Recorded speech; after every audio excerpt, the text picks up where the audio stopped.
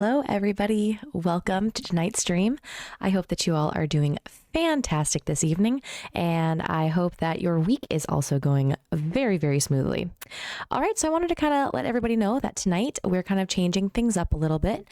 We are going to, what we would normally do on Mondays, we're going to go ahead and do on Wednesdays, but we're going to go ahead and start our reading of Leviticus. There is only 27 chapters in Leviticus, so that's always really awesome when it's not as long as some of the other books that we've read currently. So if it's your first time here, welcome. I would say like once a week during my streams, I try to incorporate some Bible reading into that stream. So that way we can kind of just get some more, I would say good news are like surrounding us, because a lot of times here on Twitch it can be a little negative every once in a while. So without further ado, we're going to go ahead and get into Leviticus. So as you guys can see, it's on your screen. Get yourself some tea, maybe get yourself a blanket, and we're just going to go ahead and get started into the reading. All right. Now the Lord called to Moses and spoke to him from the tabernacle of meeting, saying, "Speak to the children of Israel and say to them, when any one of you brings an offering to the Lord, you shall bring an offering of the livestock of the herd of the flock. If his offering is a burnt sacrifice of the herd, let him offer a male without blemish. He shall offer it of his own free will at the door of the tabernacle of the meeting before the Lord. Then he shall put his hand on the head of the burnt offering, and it will be accepted on his behalf to make atonement for him. He shall kill the bull before the Lord, and the priests, Aaron's sons, shall bring the blood and sprinkle the blood all around on the altar that is by the door of the tabernacle of meeting. And he shall skin the burnt offering and cut it into its pieces. The sons of Aaron and the priests shall put fire on the altar and lay the wood in order on the fire. Then the priests, Aaron's sons, shall lay the parts, the head, and the fat in order on the wood that is on the fire upon the altar. But he shall wash its entrails and its legs with water, and the priests shall burn all on the altar as a burnt sacrifice, an offering made by fire, a sweet aroma to the Lord. If his offering is of the flocks, of the sheep, or of the goats as a burnt sacrifice, he shall bring a male without blemish. He shall kill it on the north side of the altar before the Lord, and the priests, Aaron's sons, shall sprinkle its blood all around on the altar. And he shall cut it into its pieces with its head and its fat, and the priest shall lay them in order on the wood that is on the fire upon the altar. But he shall wash the entrails and the legs with water. Then the priests shall bring it all and burn it on the altar. It is a burnt sacrifice, an offering made by fire, a sweet aroma to the Lord. And if the burnt sacrifice of his offering to the Lord is of birds, then he shall bring his offering of turtle doves or young pigeons. The priest shall bring it to the altar, wring off its head, and burn it on the altar. Its blood shall be drained out at the side of the altar, and he shall remove its crop with its feathers and cast it aside the altar on the east side into the place of ashes.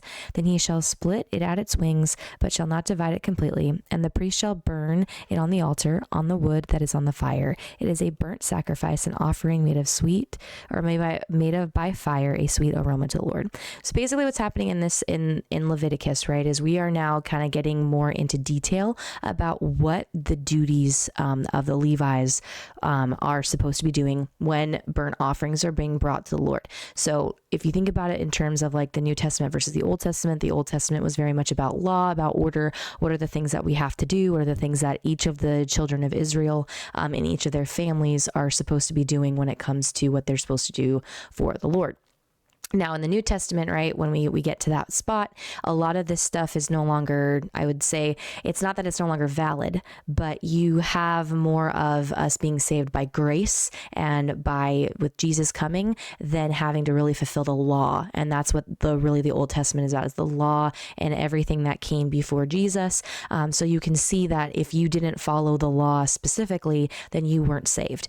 And so this right now, when we're trying to get into Leviticus, is really going off of what is the duties of the priests. So that was Leviticus chapter 1. A lot of details, might get a little gruesome, but the Bible can be very either very detailed and very gruesome in some ways, but it can also be very adventurous, and you do glean a lot of it. So we're going to go to chapter 2 now. All right, chapter 2. When anyone offers a grain offering to the Lord, his offering shall be of fine flour, and he shall pour oil on it and put frankincense on it. He shall bring it to Aaron's sons, the priests, one of whom shall take from it his handful of fine flour and oil with all the frankincense. And the priest shall burn it as a memorial on the altar, an offering made by fire, a sweet aroma to the Lord. The rest of the grain offering shall be Aaron's and his sons. It is most holy of the offerings to the Lord made by fire. And if you bring as an offering a grain offering baked in the oven, it shall be unleavened cakes of fine flour mixed with oil, or unleavened wafers anointed with oil. But if your offering is a grain offering baked in a pan, it shall be of fine flour, unleavened, mixed with oil. You shall break it in pieces and pour oil on it. It is a grain offering. If your offering is a grain offering baked in a covered pan, it shall be made of fine flour with oil. You shall bring the grain offering that is made of these things to the Lord, and when it is presented to the priests, he shall bring it to the altar. Then the priest shall take from the grain offering a memorial portion and burn it on the altar. It is an offering made by fire, a sweet aroma to the Lord. And what is left of the grain offering shall be Aaron's and his sons. It is most holy of the offerings to the Lord made by fire. No grain offering which you bring to the Lord shall be made with leaven, for you shall burn no leaven nor any honey in any offering to the Lord made by fire. As for the offering of the firstfruits, you shall offer them to the Lord, but they shall not be burned on the altar for a sweet aroma.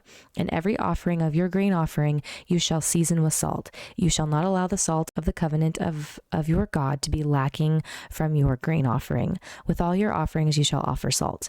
If you offer a grain offering of your firstfruits to the Lord, you shall offer for the grain offering of your firstfruits green heads of grain roasted on the fire, grain beaten from full heads. And you shall put oil on it and lay frankincense on it. It is a grain offering. Then the priest shall burn the memorial portion, part of its beaten grain and part of its oil, with all the frankincense as an offering made by fire to the Lord. Now, frankincense is usually, like, even today, like if you're trying to try to get frankincense oil, if it's like pure frankincense oil, is very expensive.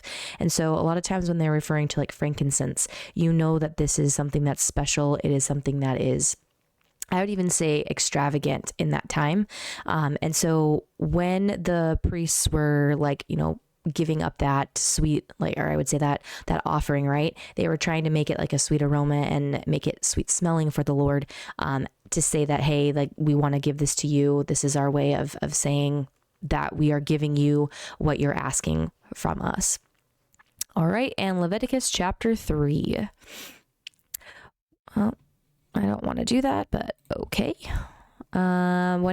Chapter 3, when his offering is a sacrifice of a peace offering. So now the other one was a grain offering, right? And then now we're talking about a peace offering. So when his offering is a sacrifice of a peace offering, if he offers it of the herd, whether male or female, he shall offer it without blemish before the Lord. And he shall lay his head on the head of his offering and kill it at the door of the tabernacle of meeting. And Aaron's sons, the priests, shall sprinkle the blood all around on the altar. Then he shall offer from the sacrifice of the peace offering an offering made by fire to the Lord, the fat that covers the entrails and all the fat that is on the entrails, the 2 kidneys and the fat that is on them by the flanks, and the fatty lobe attached to the liver above the kidneys he shall remove. And Aaron's sons shall burn it on the altar upon the burnt sacrifice, which is on the wood that is on the fire, as an offering made by fire, a sweet aroma to the Lord. If his offering as a sacrifice of peace offering to the Lord is of the flock, whether male or female, he shall offer it without blemish. If he offers a lamb as his offering, then he shall offer it before the Lord. And he shall lay his hand on the head of his offering and kill it before the tabernacle of meeting. And Aaron's sons shall sprinkle its blood all around on the altar. Then he shall offer from the sacrifice of the peace offering as an offering made by fire to the Lord, its fat and the whole fat tail, which he shall remove close to the backbone, and the fat that covers the entrails and all the fat that is on the entrails, the 2 kidneys and the fat that is on them by the flanks, and the fatty lobe attached to the liver above the kidneys he shall remove. And the priest shall burn them on the altar as food, an offering made by fire to the Lord. And if his offering is a goat, then he shall offer it before the Lord. He shall lay his hand on its head and kill it before the tabernacle of meeting, and the sons of Aaron shall sprinkle its blood all around on the altar. Then you shall offer from his offerings as an offering made by fire to the Lord, the fat that covers the entrails and all the fat that is on the entrails, the 2 kidneys and the fat that is on them by the flanks, and the fatty lobe attached to the liver above the kidneys he shall remove. And the priest shall burn them on the altar as food, an offering made by fire for a sweet aroma. All the fat is the Lord's. This shall be a perpetual statute throughout your generations in all your dwellings. You shall eat neither fat nor blood. So this was something else that was pretty significant in that time, right? Is that there were certain portions of the animals that they were not allowed to eat because it was the Lord's. And so they would remove it. They wouldn't eat it. But the one thing that I think is so significant is, like, if we scroll back up here, sorry, my mouse is giving me a little bit of issues today. But when it talks about, like, if he offers a lamb, then he shall offer it before the Lord, and he shall lay his hand on the head of his offering. And it reminds me of, like, again, I don't want to get ahead of myself, but it still reminds me of kind of that whole picture of Jesus, because Jesus was the lamb, the sacrificial lamb for us, the people. And then they took the blood and they sprinkled it around the altar. It just, even back in the Old Testament, it was still like paving the way for what would happen for when Jesus came. Even though people didn't know that, that's really, I feel like, what the law was trying to set up was that, hey, there's a lot of these different things that happen, but you're going to have a savior that's going to come at some point and redeem you of all of the law that you have to follow. All right, Leviticus chapter 4. Now the Lord spoke to Moses, saying, Speak to the children of Israel, saying, If a person sins unintentionally against any of the commandments of the Lord in anything which ought not to be done, and does any of them, if the anointed priest sins, bringing guilt on the people, then let him offer to the Lord for his sin, which he has sinned, a young bull without blemish as a sin offering. He shall bring the bull to the door of the tabernacle of meeting before the Lord, lay his hand on the bull's head, and kill the bull before the Lord. Then the anointed priest shall take some of the bull's blood and bring it to the tabernacle of meeting. The priest shall dip his finger in the blood and sprinkle some of the blood 7 times before the Lord, in front of the veil of the sanctuary. And the priest shall put some of the blood on the horns of the altar of sweet incense before the Lord, which is in the tabernacle of meeting. And he shall pour the remaining blood of the bull at the base of the altar of the burnt offering, which is at the door of the tabernacle of meeting. He shall take from it all the fat of the bull as a sin offering, the fat that covers the entrails and all the fat which is on the entrails, the 2 kidneys and the fat that is on them by the flanks, and the fatty lobe attached to the liver above the kidneys he shall remove, as it was taken from the bull of the sacrifice of the peace offering, and the priest shall burn them on the altar of the burnt offering. But the bull's hide and all its flesh, with its head and legs, its entrails and offal, the whole bull he shall carry outside the camp to a clean place, where the ashes are poured out, and burn it on wood with fire. Where the ashes are poured out, it shall be burned. Now, if the whole congregation of Israel sins unintentionally, and the thing is hidden from the eyes of the assembly, and they have done something against any of the commandments of the Lord in anything which should not be done, and are guilty, when the sin which they have committed becomes known, then the assembly shall offer a young bull for the sin, and bring it before the tabernacle of meeting. And the elders of the congregation shall lay their hands on the head of the bull before the Lord. Then the bull shall be killed before the Lord. The anointed priest shall bring some of the bull's blood to the tabernacle of meeting. Then the priest shall dip his finger in the blood and sprinkle it 7 times before the Lord in front of the veil. And he shall put some of the blood on the horns of the altar which is before the Lord, which is in the tabernacle of meeting, and he shall pour the remaining blood at the base of the altar of burnt offering, which is at the door of the tabernacle of meeting. He shall take all the fat from it and burn it on the altar. And he shall do with the bull as he did with the bull as a sin offering. Thus he shall do with it. So the priest shall make atonement for them, and it shall be forgiven them. Then he shall carry the bull outside the camp and burn it as he burned the first bull. It is a sin offering for the assembly.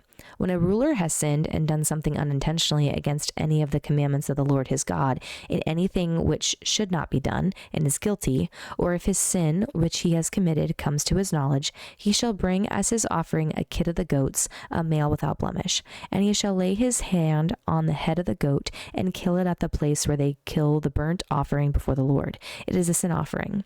The priest shall take some of the blood of the sin offering with his finger, put it on the horns of the altar of burnt offering, and pour its blood at the base of the altar of burnt offering. And he shall burn all its fat on the altar, like the fat of the sacrifice of the peace offering. So the priest shall make atonement for him concerning his sin, and it shall be forgiven.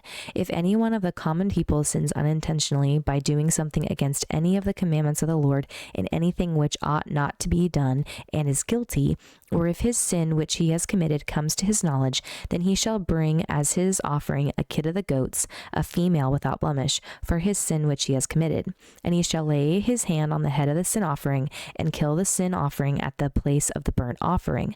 Then the priest shall take some of its blood with his finger, put it on the horns of the altar of the burnt offering, and pour all the remaining blood at the base of the altar.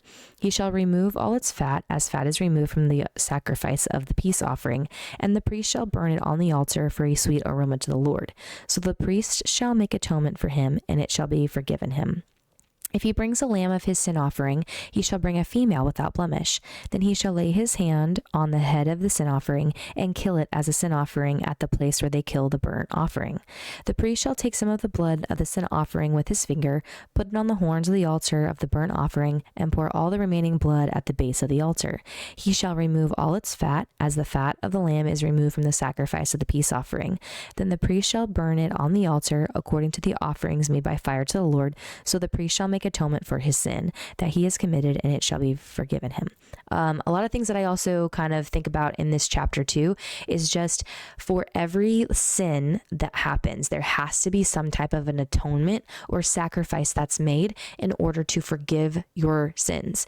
And that honestly is the pinnacle of like this chapter, right? It's to show what all goes into making that sacrifice for atonement. It's not a pretty sight. Something has to die in order to make atonement. So it's still like this, because it's not like a pleasant thing, right? Like if you sin, like today, if I were to sin against somebody, I can just say, "Hey, I'm so sorry," and ask for forgiveness that way. Back in like biblical times, right? It was like, no, it was a whole ordeal. Like if you sin, then it's like you have to have some type of, like, I wouldn't even call it a ceremony, but it's almost like a ceremony where you have to like pick out something from like your flock without blemish and bring it to the priests, and then they were going to be there. You put your hand on top of the head of this, like your animal as it's dying, it gets killed, and then that is the sacrifice that's made on your behalf for the sin that you made. So it's not like it's this beautiful, wonderful, pleasant ordeal. No, it's a pretty traumatic thing that happens. So it's like, you better think twice if you're going to sin and do something that's in that sin category, in my personal opinion. All right, Leviticus chapter 5. If a person sins in hearing the utterance of an oath and is a witness, whether he has seen or known of the matter, and if he does not tell it, he bears guilt. Or if a person touches any unclean thing, whether it is the carcass of an unclean beast, or the carcass of an unclean livestock, or the carcass of an unclean creeping things, and he is unaware of it, he also shall be unclean and guilty. Or if he touches human uncleanness, whatever uncleanness with which a man may be defiled, and he is unaware of it, when he realizes it, then he shall be guilty. Or if a person swears speaking thoughtlessly with his lips to do evil or to do good, whatever it is that a man may announced by an oath, and he is unaware of it, when he realizes it, then he shall be guilty in any of these matters. And it shall be, when he is guilty in any of these matters, that he shall confess that he has sinned in that thing. And he shall bring his trespass offering to the Lord for his sin which he has committed, a female from the flock, a lamb or a kid of the goats as a sin offering. So the priest shall make atonement for him concerning his sin. If he is not able to bring a lamb, then he shall bring to the Lord for his trespass which he has committed 2 turtle doves or 2 young pigeons, one as a sin offering and the other as a burnt offering. And he shall bring them to the priest, who shall offer that which is for the sin offering first, and wring off its head from its neck, but shall not divide it completely. Then he shall sprinkle some of the blood of the sin offering on the side of the altar, and the rest of the blood shall be drained at the base of the altar. It is a sin offering, and he shall offer the second as a burnt offering according to the prescribed manner. So the priest shall make atonement on his behalf for his sin which he has committed, and it shall be forgiven him. But if he is not able to bring 2 turtle doves or 2 young pigeons, then he who sinned shall bring for his offering 1/10 of an ephah of fine flour as a sin offering. He shall put no oil on it, nor shall he put frankincense on it, for it is a sin offering. Then he shall bring it to the priest, and the priest shall take his handful of it as a memorial portion and burn it on the altar according to the offerings made by the fire to the Lord. It is a sin offering. The priest shall make atonement for him for his sin that he has committed in any of these matters, and it shall be given him. The rest shall be the priest's as a grain offering. Then the Lord spoke to Moses, saying, If a person commits a trespass and sins unintentionally in regard to the holy things of the Lord, then he shall bring to the Lord as his trespass offering a ram without blemish from the flocks, with your valuation in shekels of silver according to the shekel of the sanctuary as a trespass offering. And he shall make restitution for the harm that he has done in regard to the holy thing, and shall add 1/5 to it and give it to the priest. So the priest shall make atonement for him with the ram of the trespass offering, and it shall be forgiven him. If a person sins and commits any of these things which are forbidden to be done by the commandments of the Lord, though he does not know it, yet he is guilty and shall bear his iniquity. And he shall bring to the priest a ram without blemish from the flock with your valuation as a trespass offering. So the priest shall make atonement for him regarding his ignorance in which he erred and did not know it, and it shall be forgiven him. It is a trespass offering. He has certainly trespassed against the Lord. Still there. Hello, Wyatt. How's it going? It's still like from this, right? There's still a lot that goes into sinning or having trespasses against somebody, all that kind of stuff, right? There's always some type of atonement that has to happen, and that has to be, unfortunately, something that has to die in order for that atonement. There has to be some type of sprinkling of blood. There has to be something of that nature when it comes to atonement, which is why I think a lot of times too, right? Like for those of us like in this day and age, we don't really do a whole lot of that, right? When it comes to atonement or, things like that, right? We just throw money at it and say, okay, we're good. But back then it wasn't just, oh, we're going to give you money. It was also, no, you're going to also lose something from your livestock as well, because it's a big ordeal. So anyway, I know I'm on a tangent when it comes to that kind of stuff, but it's still like there's a lot that goes into it. So it was like, you better think twice about sinning, honestly. So, all right, Leviticus chapter 6. Take a quick swig of water over here. How are you doing this evening, Wyatt?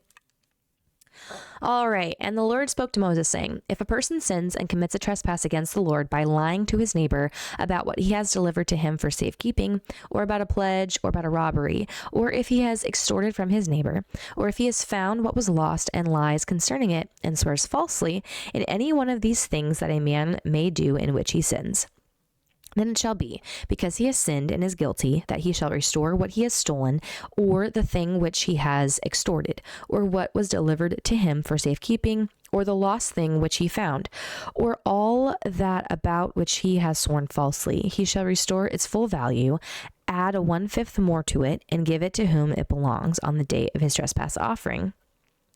I'm sorry you're feeling a little bit sleepy. And then we're going to verse 6. Or all that about which he has sworn falsely, he shall restore its full value, add 1/5 more to it, and give it to whomever it belongs on the day of his trespass offering. And he shall bring his trespass offering to the Lord, a ram without blemish from the flock, with your valuation as a trespass offering to the priest. So the priest shall make atonement for him before the Lord, and he shall be forgiven for any of these things that he may have done in which he trespasses. Then the Lord spoke to Moses, saying, Command Aaron and his sons, saying, This is the law of the burnt offering. The burnt offering shall be on the hearth upon the altar all night until morning. And the fire of the altar shall be kept burning on it. And the priest shall put on his linen garment, and his linen trousers he shall put on his body, and take up the ashes of the burnt offering which the fire has consumed on the altar, and he shall put them aside the altar. Then he shall take off his garments, put on other garments, and carry the ashes outside the camp to a clean place. And the fire on the altar shall be kept burning on it. It shall not be put out. And the priest shall burn wood on it every morning, and lay the burnt offering in order on it. And he shall burn on it the fat of the peace offerings. A fire shall always be burning on the altar, it shall never go out. This is the law of the grain offering. The sons of Aaron shall offer it on the altar before the Lord. He shall take from it his handful of fine flour of the grain offering, with its oil, and all the frankincense which is on the grain offering, and shall burn it on the altar for a sweet aroma as a memorial to the Lord. And the remainder of it Aaron and his sons shall eat. With unleavened bread it shall be eaten in a holy place. In the court of the tabernacle of meeting they shall eat it. It shall not be baked with leaven. I have given it as their portion of my offerings made by fire. It is most holy, like the sin offering and the trespass offering.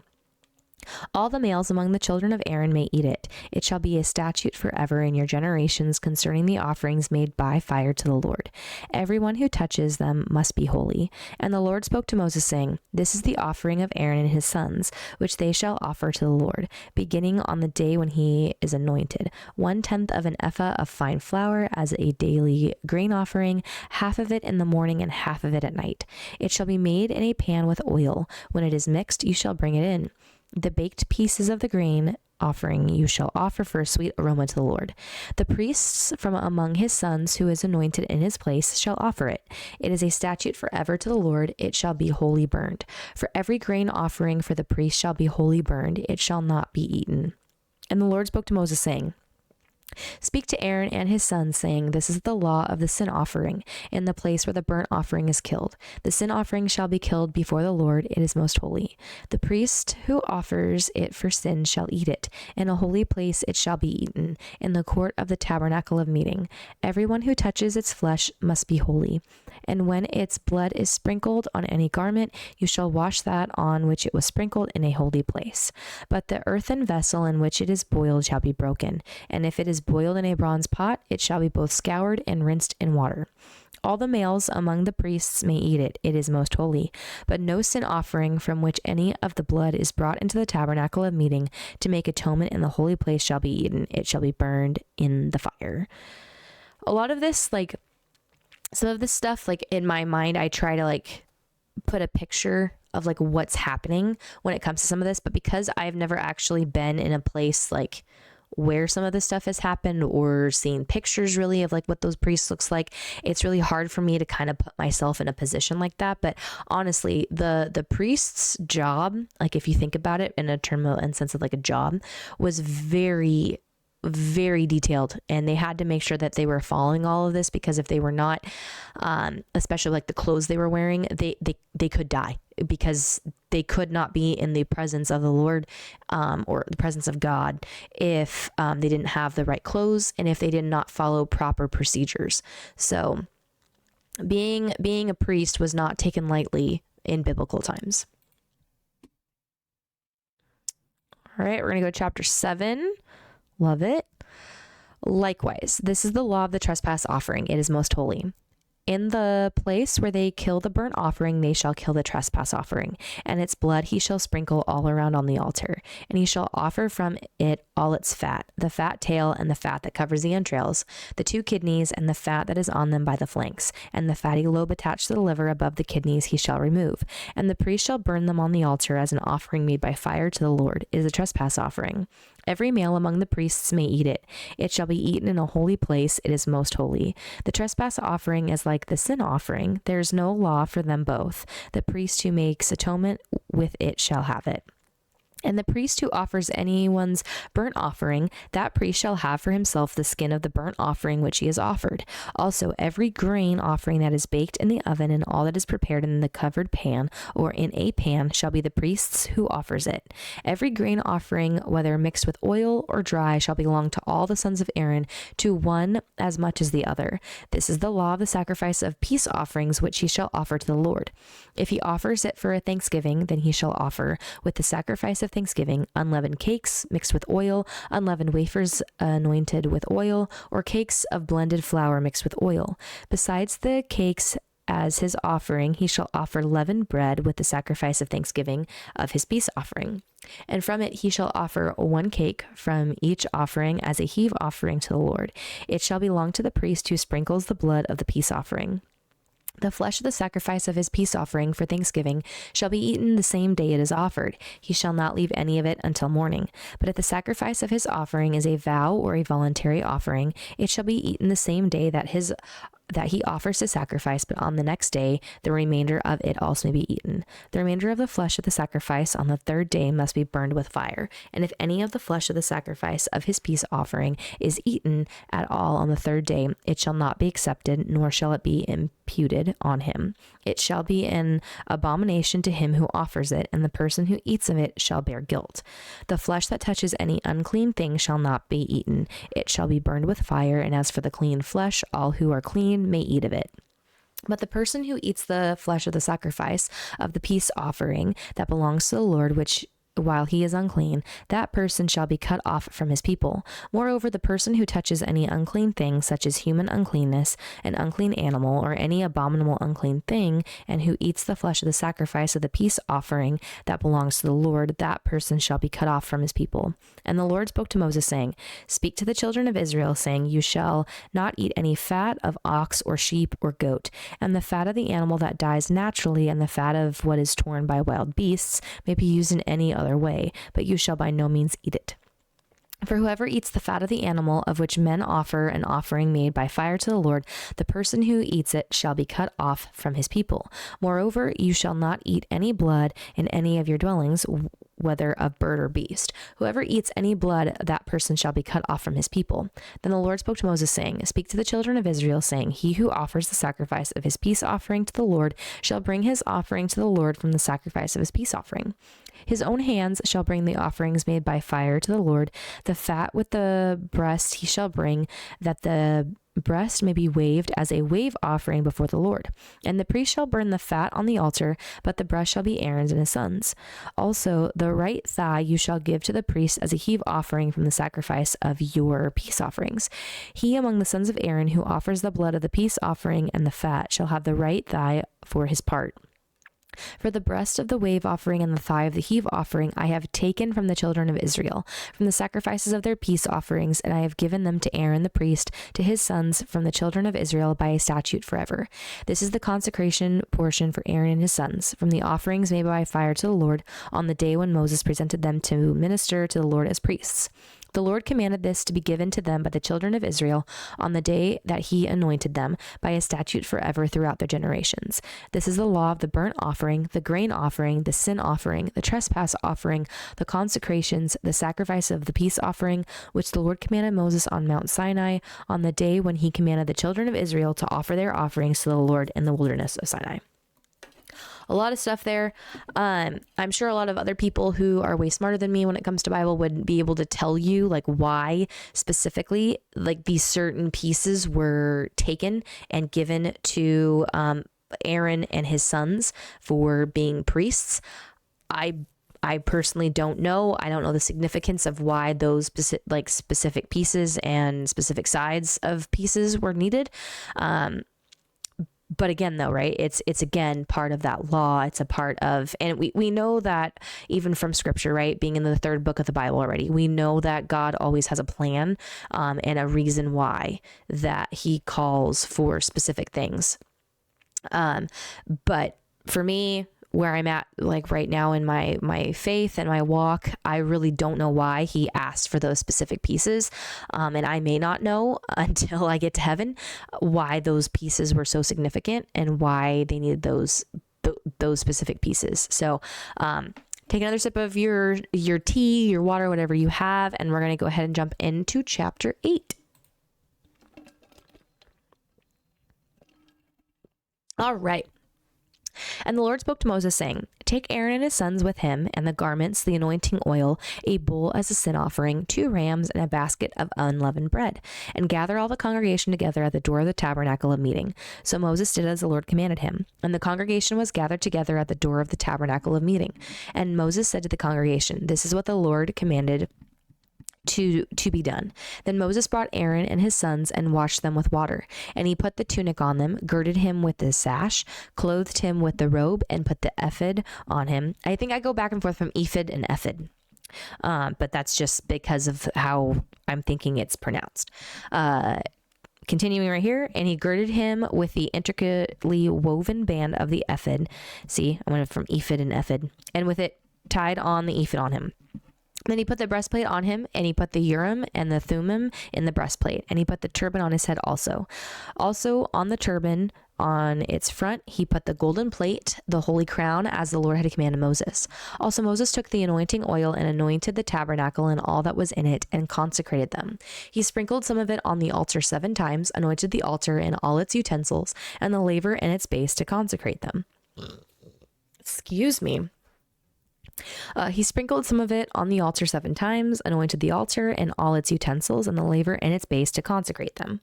And he poured some of the anointing oil on Aaron's head and anointed him to consecrate him. Then Moses brought Aaron's sons and put tunics on them, girded them with sashes, and put hats on them as the Lord had commanded Moses. And he brought the bull for the sin offering. Then Aaron and his sons laid their hands on the head of the bull for the sin offering, and Moses killed it. Then he took the blood and put some on the horns of the altar all around with his finger, and purified the altar. And he poured the blood at the base of the altar and consecrated it to make atonement for it. Then he took all the fat that was on the entrails, the fatty lobe attached to the liver, and the 2 kidneys with their fat, and Moses burned them on the altar. But the bull, its hide, its flesh, and its offal he burned with fire outside the camp as the Lord had commanded Moses. Then he brought the ram as the burnt offering, and Aaron and his sons laid their hands on the head of the ram, and Moses killed it. Then he sprinkled the blood all around on the altar. And he cut the ram into pieces, and Moses burned the head, the pieces, and the fat. Then he washed the entrails and the legs in water, and Moses burned the whole ram on the altar. It was a burnt sacrifice for a sweet aroma, an offering made by fire to the Lord, as the Lord had commanded Moses. And he brought the second ram, the ram of consecration. Then Aaron and his sons laid their hands on the head of the ram, and Moses killed it. Also he took some of its blood and put it on the tip of Aaron's right ear, on the thumb of his right hand, and on the big toe of his right foot. Then he brought Aaron's sons, and Moses put some of the blood on the tips of their right ears, on the thumbs of their right hands, and on the big toes of their right feet. And Moses sprinkled the blood all around on the altar. Then he took the fat and the fat tail, all the fat that was on the entrails, the fatty lobe attached to the liver, the 2 kidneys and their fat, and the right thigh. And from the basket of unleavened bread that was before the Lord, he took 1 unleavened cake, a cake of bread anointed with oil, and 1 wafer, and put them on the fat and on the right thigh. And he put all these in Aaron's hands and in his sons' hands, and waved them as a wave offering before the Lord. Then Moses took them from their hands and burned them on the altar on the burnt offering. They were consecration offerings for a sweet aroma. That was an offering made by fire to the Lord. And Moses took the breast and waved it as a wave offering before the Lord. It was Moses' part of the ram of consecration, as the Lord had commanded Moses. Then Moses took some of the anointing oil and some of the blood which was on the altar, and sprinkled it on Aaron, on his garments, on his sons, and on the garments of his sons with him. And he consecrated Aaron, his garments, his sons, and the garments of his sons with him. And Moses said to Aaron and his sons, "Boil the flesh at the door of the tabernacle of meeting, and eat it there with the bread that is in the basket of consecration offerings, as I commanded, saying, Aaron and his sons shall eat it. What remains of the flesh and of the bread you shall burn with fire. And you shall not go outside the door of the tabernacle of meeting for 7 days, until the days of your consecration are ended. For 7 days he shall consecrate you, as he has done this day, so the Lord has commanded to do, to make atonement for you. Therefore you shall stay at the door of the tabernacle of meeting day and night for 7 days, and keep the charge of the Lord, so that you may not die, for so I have commanded." So Aaron and his sons did all the things that the Lord had commanded by the hand of Moses. Again, it's making sure that you follow through and follow what God's called you to do. And that's what Aaron and his sons, they were called to do, is to be the priests. So that way the children of Israel would not die. Period. So they had to do and follow these things to make sure that they were holy, to be able to perform the all of the different like offerings that were needed on behalf of the children of Israel when they would sin. So it's a lot, definitely a lot. But when you follow what God says, like it's going to be blessed, like period. All right, chapter 9. It came to pass on the 8th day that Moses called Aaron and his sons and the elders of Israel. And he said to Aaron, take for yourself a young bull as a sin offering and a ram as a burnt offering without blemish, and offer them before the Lord. And to the children of Israel you shall speak, saying, take a kid of the goats as a sin offering, and a calf and a lamb, both of the first year, without blemish, as a burnt offering. Also a bull and a ram as peace offerings to sacrifice before the Lord, and a grain offering mixed with oil. For today the Lord will appear to you. So they brought what Moses commanded before the tabernacle of meeting, and all the congregation drew near and stood before the Lord. Then Moses said, this is the thing which the Lord commanded you to do, and the glory of the Lord will appear to you. Then Moses said to Aaron, go to the altar, offer your sin offering and your burnt offering, and make atonement for yourself and for the people. Offer the offering of the people, and make atonement for them, as the Lord commanded. Aaron therefore went to the altar and killed the calf of the sin offering, which was for himself. Then the sons of Aaron brought the blood to him, and he dipped his finger in the blood, put it on the horns of the altar, and poured the blood at the base of the altar. But the fat, the kidneys, and the fatty lobe from the liver of the sin offering he burned on the altar, as the Lord had commanded Moses. The flesh and the hide he burned with fire outside the camp. And while he killed the burnt offering, and Aaron's sons presented to him the blood, which he sprinkled all around on the altar. Then they presented the burnt offering to him with its pieces and head, and he burned them on the altar. And he washed the entrails and the legs, and burned them with the burnt offering on the altar. Then he brought the people's offering, and took the goat, which was the sin offering for the people, and killed it and offered it for sin like the first one. And he brought the burnt offering and offered it according to the prescribed manner. Then he brought the grain offering, took a handful of it, and burned it on the altar, besides the burnt sacrifice of the morning. He also killed the bull and the ram as sacrifices of peace offerings, which were for the people. And Aaron's sons presented to him the blood, which he sprinkled all around the altar. And the fat from the bull and the ram, the fatty tail, which covers the entrails and the kidneys, and the fatty lobe attached to the liver, and they put the fat on the breasts. Then he burned the fat on the altar. But the breasts and the right thigh Aaron waved as a wave offering before the Lord, as Moses had commanded. Then Aaron lifted his hand toward the people, blessed them, and came down from offering the sin offering, the burnt offering, and peace offerings. And Moses and Aaron went into the tabernacle of meeting and came out and blessed the people. Then the glory of the Lord appeared to all the people, and fire came out from before the Lord and consumed the burnt offering and the fat on the altar. When all the people saw it, they shouted and fell on their faces. I mean, I probably would too. I'd be freaking out if I saw that. I mean, it'd be cool and scary at the same time, because God is God, and God is also very powerful. Like, people don't realize, I think, how powerful God is, and sometimes it does make me really sad when people say that they don't believe, because it's like, dude, God is super cool, and like, he should also be very revered as well. All right, we're already on chapter 10, guys. We're flying right through.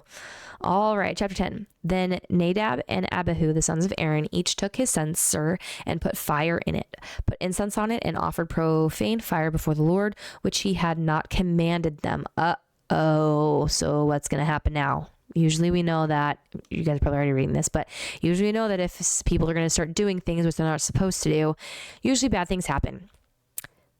Okay, so fire went out from the Lord and devoured them, and they died before the Lord.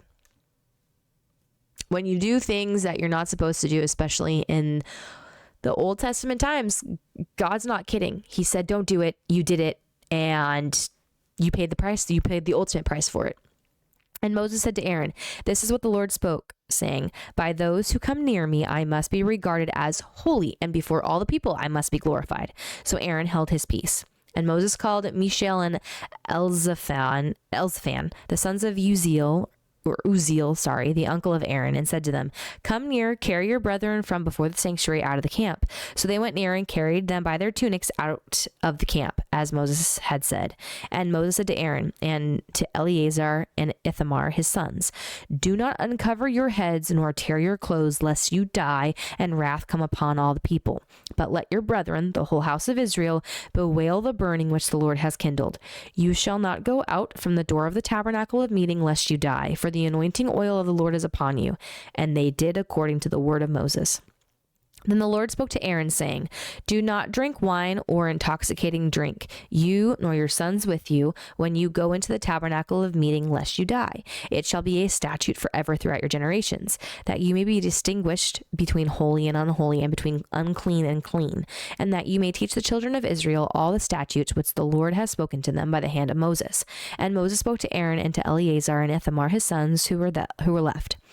Take the grain offering that remains of the offerings made by fire to the Lord, and eat it without leaven beside the altar, for it is most holy. You shall eat it in a holy place, because it is your due and your sons' due of the sacrifices made by fire to the Lord, for so I have commanded. The breast of the wave offering and the thigh of the heave offering you shall eat in a clean place, you, your sons, and your daughters with you, for they are your due and your sons' due, which are given from the sacrifices of peace offerings of the children of Israel. The thigh of the heave offering and the breast of the wave offering they shall bring with the offerings of fat made by fire, to offer as a wave offering before the Lord, and it shall be yours and your sons' with you, by a statute forever, as the Lord has commanded. Then Moses made careful inquiry about the goat of the sin offering, and there it was, burned up. And he was angry with Eleazar and Ithamar, the sons of Aaron, who were left, saying, Why have you not eaten the sin offering in a holy place, since it is most holy? And God has given it to you to bear the guilt of the congregation, to make atonement for them before the Lord. See, its blood was not brought inside the holy place. Indeed, you should have eaten it in a holy place, as I commanded. And Aaron said to Moses, Look, this day they have offered their sin offering and their burnt offering before the Lord, and such things have befallen me. If I had eaten the sin offering today, would I have been accepted in the sight of the Lord? So when Moses heard that, he was content. Okay.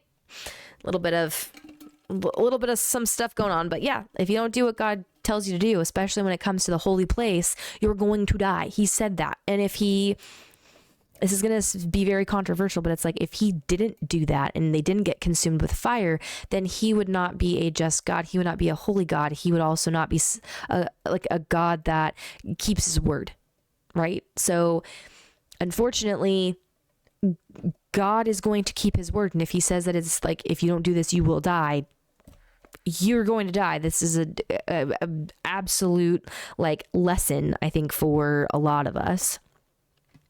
Okay, we are now on chapter 11. Now the Lord spoke to Moses and Aaron, saying to them, Speak to the children of Israel, saying, These are the animals which you may eat among all the animals that are on the earth. Among the animals, whatever divides the hoof, having cloven hooves and chewing the cud, that you may eat.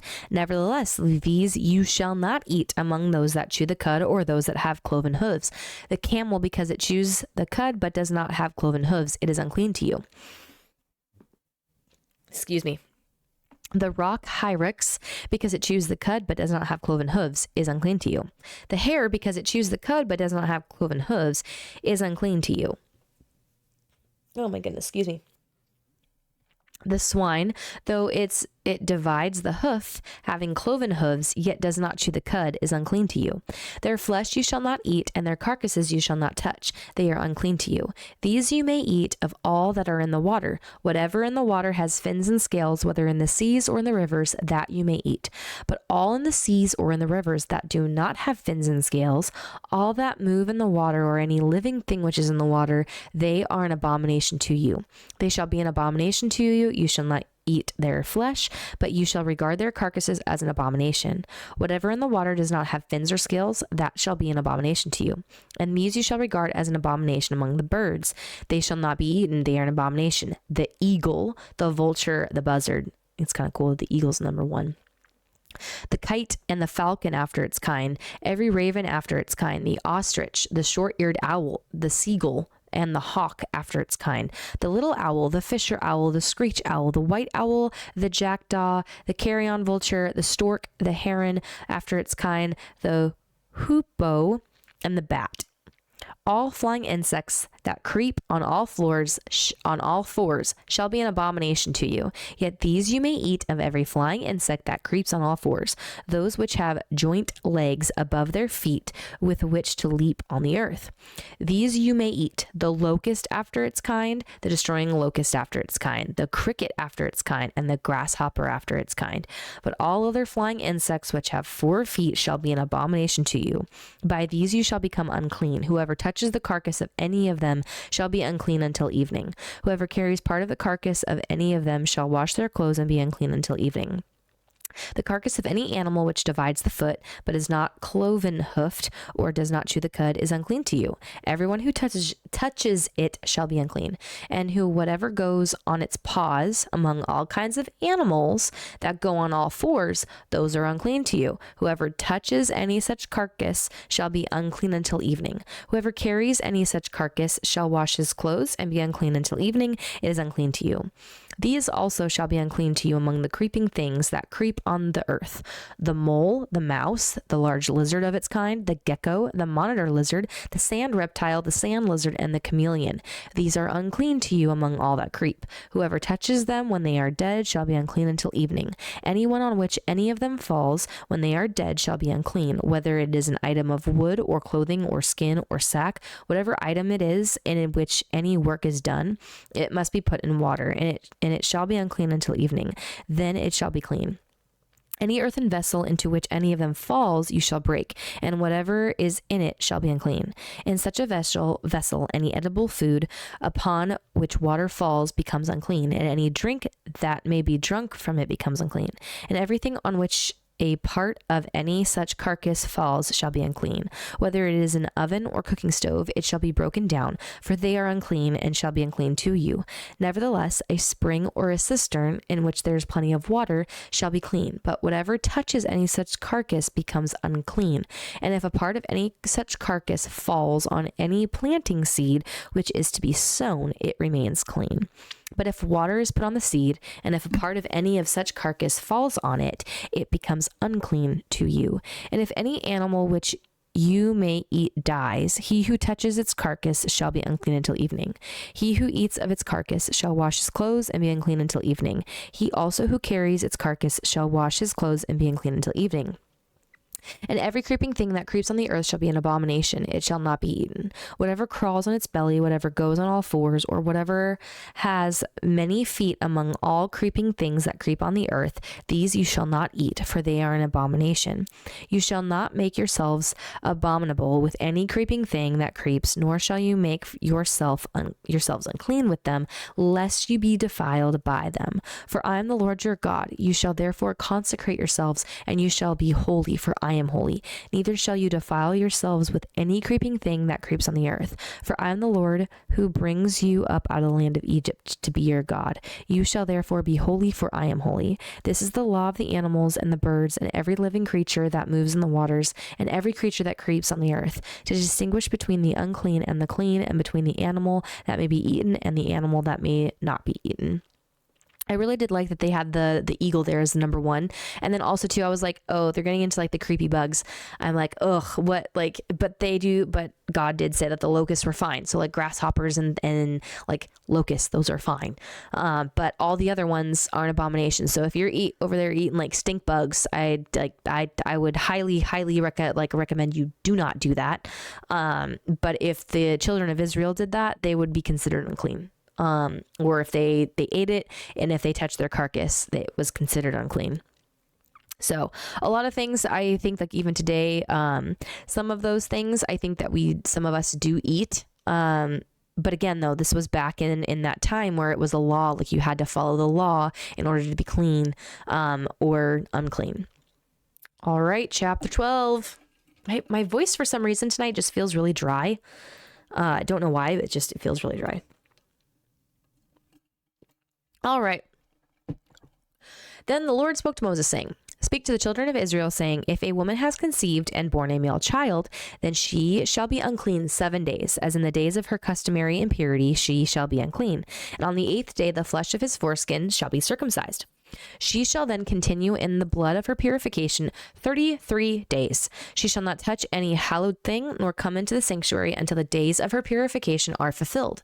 But if she bears a female child, then she shall be unclean 2 weeks, as in her customary impurity, and she shall continue in the blood of her purification 66 days.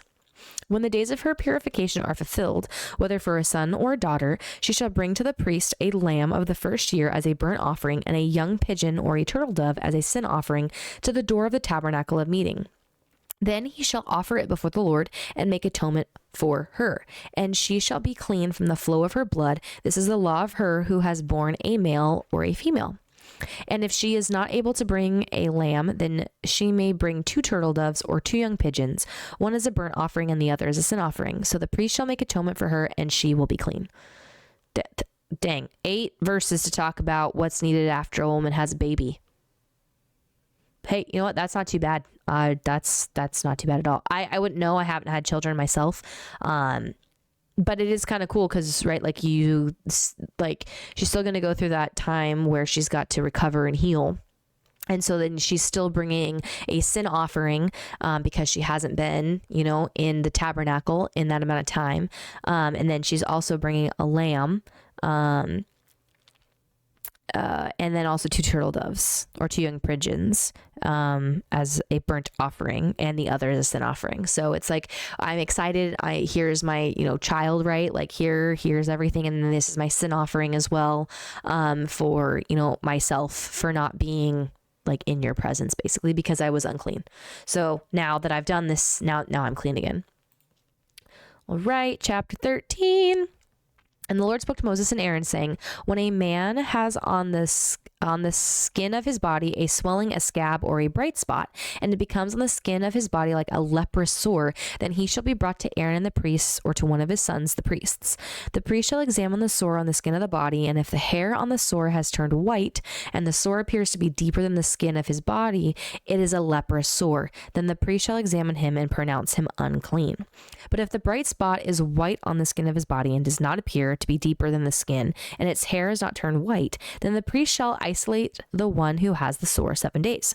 And the priest shall examine him on the 7th day. And indeed, if the sore appears to be as it was, and the sore has not spread on the skin, then the priest shall isolate him another 7 days. Then the priest shall examine him again on the 7th day. And indeed, if the sore has faded and the sore has not spread on the skin, then the priest shall pronounce him clean. It is only a scab, and he shall wash his clothes and be clean. But if the scab should at all spread over the skin after it has been seen by the priest, or after he has been seen by the priest for his cleansing, he shall be seen by the priest again. And if the priest sees the scab has indeed spread on the skin, then the priest shall pronounce him unclean. It is leprosy. When the leprous sore is on a person, then he shall be brought to the priest, and the priest shall examine him. And indeed, if the swelling on the skin is white, and it has turned the hair white, and there is a spot of raw flesh in the swelling, it is an old leprosy on the skin of his body. The priest shall pronounce him unclean, and shall not isolate him, for he is unclean. And if leprosy breaks out all over the skin, and the leprosy covers all the skin of the one who has the sore from his head to his foot, wherever the priest looks, then the priest shall consider, and indeed if the leprosy has covered all his body, he shall pronounce him clean who has the sore. It has all turned white, he is clean. But when raw flesh appears on him, he shall be unclean. And the priest shall examine the raw flesh and pronounce him to be unclean, for the raw flesh is unclean, it is leprosy. Or if the raw flesh changes and turns white again, he shall come to the priest. And the priest shall examine him, and indeed if the sore has turned white, then the priest shall pronounce him clean. Who has a sore, he is clean. If the body develops a boil in the skin, and it is healed, and in the place of the boil there comes a white swelling or a bright spot, reddish white, then it shall be shown to the priest. And if when the priest sees it, it indeed appears deeper than the skin, and its hair is turned white, the priest shall pronounce him unclean. It is a leprous sore which has broken out of the boil. But if the priest examines it, and indeed there are no white hairs in it, and it is not deeper than the skin, but is faded, then the priest shall isolate him 7 days. And if it if it should at all spread over the skin, the priest shall pronounce him unclean. It is a leper sore. But if the bright spot stays in one place and has not spread, it is the scar of the boil, and the priest shall pronounce him clean. Or if the body receives a burn on its skin by fire, and the raw flesh of the burn becomes a bright spot, reddish white or white, then the priest shall examine it, and indeed if the hair on the bright spot has turned white and it appears deeper than the skin, it is leprosy broken out in the burn. Therefore the priest shall pronounce him unclean. It is a leper sore.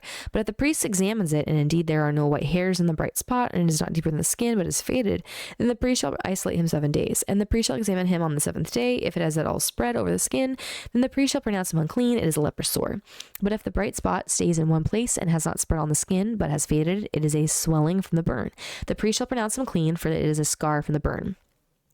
If a man or woman has a sore on the head or the beard, then the priest shall examine the sore, and indeed, if it appears deeper than the skin, and there is in it yellow hair, then the priest shall pronounce him unclean. It is a scaly leprosy on the head or beard. But if the priest examines the scaly sore, and indeed it does not appear deeper than the skin, and there is no black hair in it, then the priest shall isolate the one who has the scale 7 days.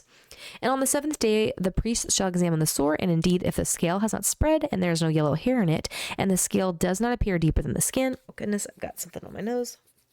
Apologies. He shall shave himself, but the scale he shall not shave. And the priest shall isolate the one who has a scale another 7 days. On the 7th day, the priest shall examine the scale, and indeed if the scale has not spread over the skin and does not appear deeper than the skin, then the priest shall pronounce him clean. He shall wash his clothes and be clean. But if the scale should at all spread over the skin after his cleansing, then the priest shall examine him, and indeed if the scale has spread over the skin, the priest shall not seek for yellow hair, he is unclean. But if the scale appears to be at a standstill, and there's black hair grown up in it, the scale has healed. He is clean, and the priest shall pronounce him clean. If a man or a woman has a bright spot on the skin of the body, specifically white bright spots, then the priest shall look, and indeed if the bright spots on the skin of the body are dull white, it is a white spot that grows on the skin, he is clean. As for the man whose hair has fallen from his head, he is bald, but he is clean. He whose hair has fallen from his forehead, he is bald on the forehead, but he is clean. And there is on the bald head, and if there is on the bald head or bald forehead a reddish white sore, it is leprosy breaking out on his bald head or his bald forehead. Then the priest shall examine it, and indeed if the swelling of the sore is reddish white on his bald head or on his bald forehead, as the appearance of leprosy on the skin of the body, he is a leprous man, he is unclean. The priest shall surely pronounce him unclean, his sore is on his head. Now the leper on whom the sore is, his clothes shall be torn and his head bare, and he shall cover his mustache and cry, unclean, unclean. He shall be unclean. All the days he has the sore, he shall be unclean. He is unclean, and he shall dwell alone. His dwelling shall be outside the camp.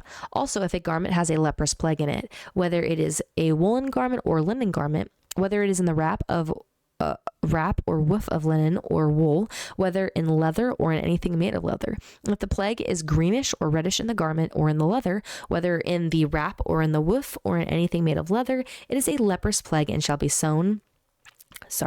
and it shall be shown to the priest. The priest shall examine the plague and isolate that which has the plague 7 days, and he shall examine the plague on the 7th day. If the plague has spread in the garment, either in the wrap or in the woof, in the leather or in anything made of leather, the plague is an active leprosy, it is unclean. He shall therefore burn that garment in which is the plague, whether wrap or woof, in wool or in linen or anything of leather, or if it is an active leprosy, the garment shall be burned in the fire. But if the priest examines it, and indeed the plague has not spread in the garment, either in the warp or in the woof or in anything made of leather. I don't know why I want to think it's wrap. It's not. Never mind. Sorry. Then the priest shall command that they wash the thing in which is the plague, and he shall isolate it another 7 days. Then the priest shall examine the plague after it has been washed, and indeed, if the plague has not changed its color, though the plague has not spread, it is unclean, and you shall burn it in the fire. It continues eating away, whether the damage is outside or inside. If the priest examines it, and indeed the plague has faded after washing it, then he shall tear it out of the garment, whether out of the warp or out of the woof and out of the leather. But if it appears again in the garment, either in the warp or in the woof or in anything made of leather, it is a spreading plague. You shall burn with fire that in in which is the plague. And if you wash the garment, either warp or woof or whatever is made of leather, if the plague has disappeared from it, then it shall be washed a second time and shall be clean. This is the law of the leprous plague in a garment of wool or linen, either in the warp or woof or anything made of leather, to pronounce it clean or to pronounce it unclean. That was a lot. Sorry, guys. I feel like I messed up a little bit there, but we got through it. This one is definitely a little bit different, just because it's like it was also the priest's responsibility, right, to talk with the children of Israel and make sure that anything that they were seeing, whether it was a spot, a blemish, anything like that, whether it was on a person, whether it was in clothes, it was their responsibility to make that determination whether they were clean or unclean. So again, there's more responsibilities that are put on the actual priests in biblical times. All right, chapter 14. Then the Lord spoke to Moses, saying, This shall be the law of the leper for the day of his cleansing. He shall be brought to the priest, and the priest shall go out of the camp, and the priest shall examine him. And indeed, if the leprosy is healed in the leper, then the priest shall command to take for him who is to be cleansed 2 living and clean birds, cedar wood, scarlet, and hyssop. And the priest shall command that one of the birds be killed in an earthen vessel over running water. Excuse me, guys. All right. As for the living bird, he shall take it, the cedar wood, and the scarlet, and the hyssop, and dip them and the living bird in the blood of the bird that was killed over the running water. And he shall sprinkle it 7 times on him who is to be cleansed from the leprosy, and shall pronounce him clean, and shall let the living bird loose in the open field. He who is to be cleansed shall wash his clothes, shave off all his hair, and wash himself in water, that he may be clean. After that he shall come into the camp, and shall stay outside his tent 7 days. But on the 7th day he shall shave all the hair off his head, and his beard, and his eyebrows. All his hair he shall shave off. He shall wash his clothes, and wash his body in water, and he shall be clean. And on the 8th day he shall take 2 male lambs without blemish, 1 ewe lamb of the first year without blemish, 3/10 of an ephah of fine flour mixed with oil as a grain offering, and 1 log of oil. Then the priest who makes him clean shall present the man who is to be made clean and those things before the Lord at the door of the tabernacle of meeting. And the priest shall take 1 male lamb and offer it as a trespass offering, and the log of oil, and wave them as a wave offering before the Lord. Then he shall kill the lamb in the place where he kills the sin offering and the burnt offering, in a holy place. For as the sin offering is the priest's, so is the trespass offering. It is most holy. The priest shall take some of the blood of the trespass offering, and the priest shall put it on the tip of the right ear of him who is to be cleansed, on the thumb of the right hand, and on the big toe of his right foot. And the priest shall take some of the log of oil and pour it into the palm of his own left hand. Then the priest shall dip his right finger in the oil that is in his left hand, and shall sprinkle some of the oil with his finger 7 times before the Lord. And of the rest of the oil in his hand, the priest shall put some of the tip of the right ear of him who is to be cleansed, on the thumb of his right hand, and on the big toe of his right foot, on the blood of the trespass offering. The rest of the oil that is in the priest's hand he shall put on the head of him who is to be cleansed. So the priest shall make atonement for him before the Lord. Then the priest shall offer the sin offering, and make atonement for him who is to be cleansed from his uncleanness. Afterward he shall kill the burnt offering, and the priest shall offer the burnt offering and the grain offering on the altar. So the priest shall make atonement for him, and he shall be clean. But if he is poor and cannot afford it, then he shall take 1 male lamb as a trespass offering to be waved, to make atonement for him, 1/10 of an ephah of fine flour mixed with oil as a grain offering, a log of oil, and 2 turtle doves or 2 pigeons, such as he is able to afford. One shall be a sin offering, the other a burnt offering. He shall bring them to the priest on the 8th day for his cleansing, to the door of the tabernacle of meeting before the Lord. And the priest shall take the lamb of the trespass offering and the log of oil, and the priest shall wave them as a wave offering before the Lord. Then he shall kill the lamb of the trespass offering, and the priest shall take some of the blood of the trespass offering and put it on the tip of the right ear of him who is to be cleansed, on the thumb of his right hand, and on the big toe of his right foot. And the priest shall pour some of the oil into the palm of his own left hand. Then the priest shall sprinkle with his right finger some of the oil that is in his left hand 7 times before the Lord. And the priest shall put some of the oil that is in his hand on the tip of the right ear of him who is to be cleansed, on the thumb of the right hand and on the big toe of his right foot, on the place of the blood of the trespass offering. The rest of the oil that is in the priest's hand he shall put on the head of him who is to be cleansed, to make atonement for him before the Lord. And he shall offer one of the turtle doves or young pigeons, such as he can afford, such as he is able to afford, the one as a sin offering, the other as a burnt offering with a grain offering. So the priest shall make atonement for him who is to be cleansed before the Lord. This is the law for one who had a leper sore, who cannot afford the usual cleansing. And the Lord spoke to Moses and Aaron, saying, when you have come into the land of Canaan, which I give you as a possession, and I put the leprous plague in a house in the land of your possession, and he who owns the house comes and tells the priest, saying, it seems to me that there is some plague in the house, then the priest shall command that they empty the house before the priest goes into it to examine the plague, that all that is in the house may not be made unclean, and afterward the priest shall go in to examine the house. And he shall examine the plague, and indeed if the plague is on the walls of the house with ingrained streaks, greenish or reddish, which appear to be deep in the wall, then the priest shall go out of the house to the door of the house and shut up the house 7 days. And the priest shall come again on the 7th day and look. And indeed, if the plague has spread on the walls of the house, then the priest shall command that they take away the stones in which is the plague, and they shall cast them into an unclean place outside the city. And he shall cause the house to be scraped inside all around, and the dust that they scrape off they shall pour out in an unclean place outside the city. Then they shall take their other stones and put them in the place of their stones, and he shall take another mortar and plaster the house. Now, if the plague comes back and breaks out in the house after he has taken away the stones, and after he has scraped the house, and after it is plastered, then the priest shall come and look, and indeed if the plague has spread in the house, it is an active leprosy in the house, it is unclean. And he shall break down the house, its stones, its timber, and all the plaster of the house, and he shall carry them outside the city to an unclean place. Moreover, he who goes into the house at all while it is shut up shall be unclean until evening. And he who lies down in the house shall wash their clothes, and he who eats in the house shall wash his clothes. But if the priest comes in and examines it, and indeed the plague has not spread in the house after the house was plastered, then the priest shall pronounce the house clean, because the plague is healed. And he shall take to cleanse the house 2 birds, 2 cedar wood, scarlet, and hyssop.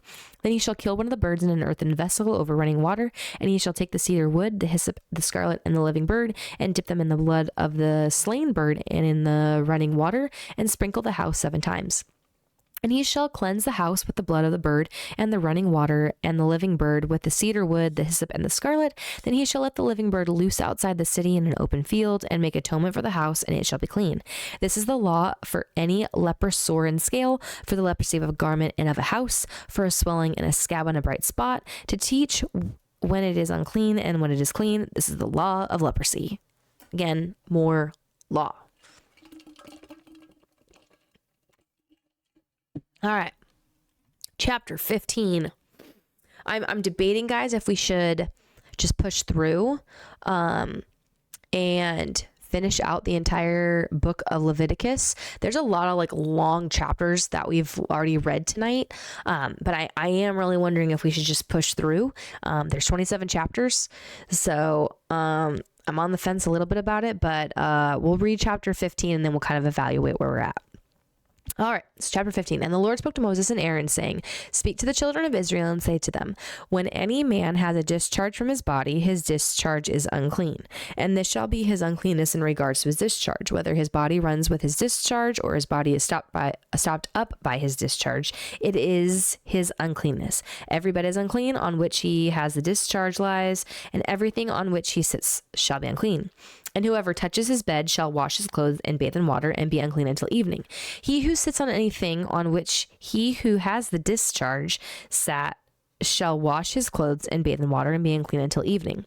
And he who touches the body of him who has the discharge shall wash his clothes and bathe in water and be unclean until evening. If he who has the discharge spits on him who is clean, that's gross, then he shall wash his clothes and bathe in water and be unclean until evening. Any saddle on which he who has the discharge rides shall be unclean. Whoever touches anything that was under him shall be unclean until evening. He who carries any of those things shall wash his clothes and bathe in water and be unclean until evening. And whomever the one who has a discharge touches and has not rinsed his hands in water, he shall wash his clothes and bathe in water and be unclean until evening. The vessel of earth that he who has a discharge touches shall be broken, and every vessel of wood shall be rinsed in water. And when he who has a discharge is cleansed of his discharge, then he shall count for himself 7 days for his cleansing, wash his clothes, and bathe his body in running water, then he shall be clean. On the 8th day he shall take for himself 2 turtle doves or 2 young pigeons, and come before the Lord to the door of the tabernacle of meeting, and give them to the priest. Then the priest shall offer them, the one as a sin offering, and the other as a burnt offering. So the priest shall make atonement for him before the Lord because of his discharge. If any man has an emission of semen, then he shall wash all of his body in water and be unclean until evening. And any garment and any leather on which there is semen, it shall be washed with water and be unclean until evening. Also, when a woman lies with a man and there is an emission of semen, they shall bathe in water and be unclean until evening. If a woman has a discharge, and the discharge from her body is blood, she shall be set apart 7 days, and whoever touches her shall be unclean until evening. Everything that she lies on during her impurity shall also be unclean. Also, everything that she sits on shall be unclean. Whoever touches her bed shall wash his clothes and bathe in water and be unclean until evening. And whoever touches anything that she sat on shall wash his clothes and bathe in water and be unclean until evening. If anything is on her bed or anything on which she sits when he touches it, he shall be unclean until evening. And if a man lies with her at all, so that her impurity is on him, he shall be unclean 7 days, and every bed on which he lies shall be unclean. If a woman has a discharge of blood for many days, other than at the time of her customary impurity, or if it runs beyond her usual time of impurity, all the days of her unclean discharge shall be as the days of her customary impurity. She shall be unclean. Every bed on which she lies, all the days of her discharge, shall be to her as the bed of her impurity, and whatever she sits on shall be unclean as the uncleanness of her impurity. Whoever touches those things shall be unclean. He shall wash his clothes and bathe in water and be unclean until evening. But if she is cleansed of her discharge, then she shall count for herself 7 days, and after that she shall be clean. And on the 8th day she shall take for herself 2 turtle doves or 2 young pigeons, and bring them to the priest to the door of the tabernacle of meeting. Then the priest shall offer the one as a sin offering and the other as a burnt offering, and the priest shall make atonement for her before the Lord for the discharge of her uncleanness. Thus you shall separate the children of Israel from their uncleanness, lest they die in their uncleanness when they defile my tabernacle that is among them. This is the law for one who has a discharge, and for him who emits semen and is unclean thereby, and for her who is indisposed because of her customary impurity, and for one who has a discharge, either man or woman, for him who lies with her who is unclean. There's a lot more, right? A lot more things that they have to atone for. And for definitely for women, it's a, monthly occurrence. So that would be very expensive if you're constantly having to do the whole turtle dove thing. It's a lot. All right, chapter 16. So we're just going to keep going until I feel like my voice needs a break. All right. Now the Lord spoke to Moses after the death of the 2 sons of Aaron, when they offered profane fire before the Lord and died. And the Lord said to Moses, "Tell Aaron your brother not to come at just any time into the holy place inside the veil, before the mercy seat which is on the ark, lest he die. For I will appear in the cloud above the mercy seat. Thus Aaron shall come into the holy place, with the blood of a young bull as a sin offering, and of a ram as a burnt offering.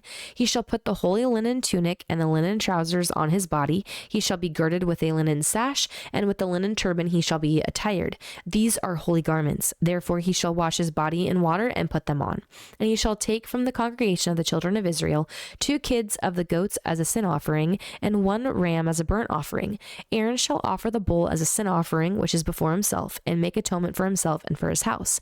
He shall take the 2 goats and present them before the Lord at the door of the tabernacle of meeting. Then Aaron shall cast lots for the 2 goats, 1 lot for the Lord and the other lot for the scapegoat. And Aaron shall bring the goat on which the Lord's lot fell and offer it as a sin offering. But the goat on which the lot fell to be the scapegoat shall be presented alive before the Lord, to make atonement upon it and to let it go as a scapegoat into the wilderness. And Aaron shall bring the bull of the sin offering, which is for himself, and make atonement for himself and for his house, and shall kill the bull as a sin offering, which is for himself. Then he shall take a censer full of burning coals of fire, and from the altar before the Lord, which his hands full of sweet incense beating fine, and bring it inside the veil. And he shall put the incense on the fire before the Lord, that the cloud of incense may cover the mercy seat that is on the testimony, lest he die. He shall take some of the blood of the bull and sprinkle it with his finger on the mercy seat on the east side, and before the mercy seat he shall sprinkle some of the blood with his finger 7 times. Then he shall kill the goat of the sin offering, which is for the people, bring its blood inside the veil to do with that blood as he did with the blood of the bull, and sprinkle it on the mercy seat and before the mercy seat. So he shall make atonement for the holy place because of the uncleanness of the children of Israel and because of their transgressions for all their sins. And so he shall do for the tabernacle of meeting, which remains among them in the midst of their uncleanness. There shall be no man in the tabernacle of meeting when he goes in to make atonement in the holy place until he comes out, that he may make atonement for himself, for his household, and for the assembly of Israel. And he shall go out to the altar that is before the Lord and make atonement for it, and shall take some of the blood of the bull and some of the blood of the goat and put it on the horns of the altar all around.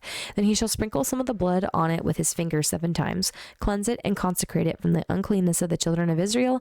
And when he has made an end of atoning for the holy place, the tabernacle of meeting, and the altar, he shall bring the live goat. Aaron shall lay both his hands on the head of the live goat, confess over it all the iniquities of the children of Israel and all their transgressions concerning all their sins, putting them on the head of the goat, and shall send it away into the wilderness by the hand of a suitable man. The goat shall bear on itself all their iniquities to an uninhabited land, and he shall release the goat in the wilderness. Then Aaron shall come into the tabernacle of meeting, shall take off the linen garments which he put on when he went into the holy place, and shall leave them there. And he shall wash his body with water in a holy place, put on his garments, come out and offer his burnt offering and the burnt offering of the people, and make atonement for himself and for the people.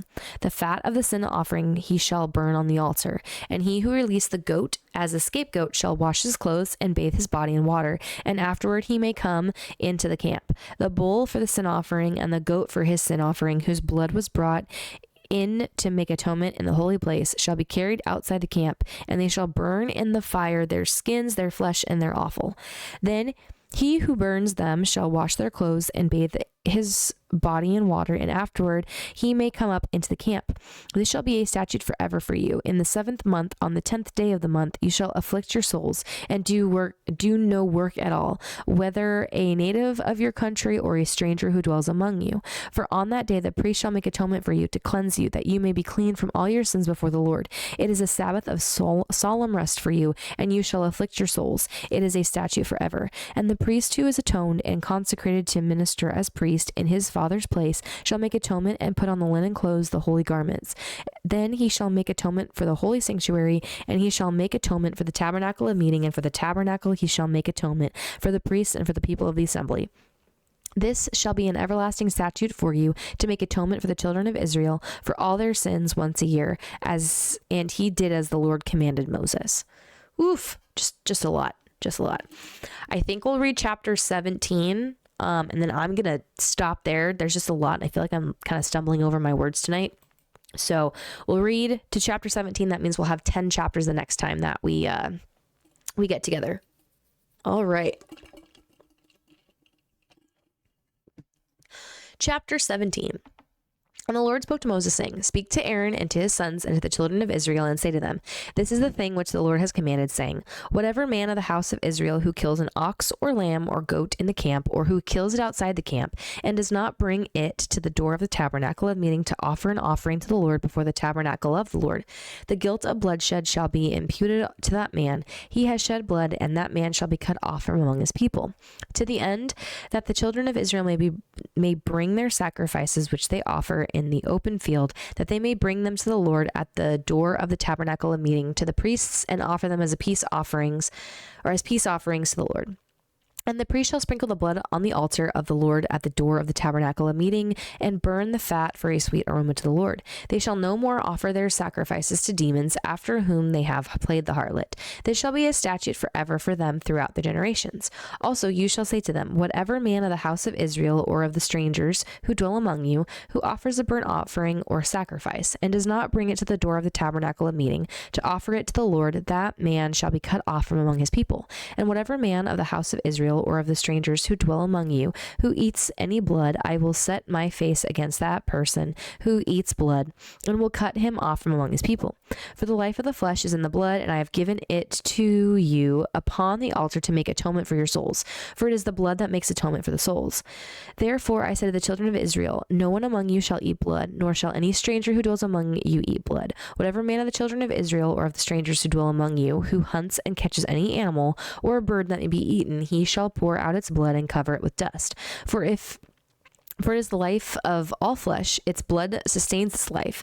Therefore I said to the children of Israel, you shall not eat the blood of any flesh, for the life of all flesh is its blood. Whoever eats it shall be cut off, and every person who eats that died naturally, or what was torn by beasts, whether he is a native of your own country or a stranger, he shall both wash his clothes and bathe in water and be unclean until evening.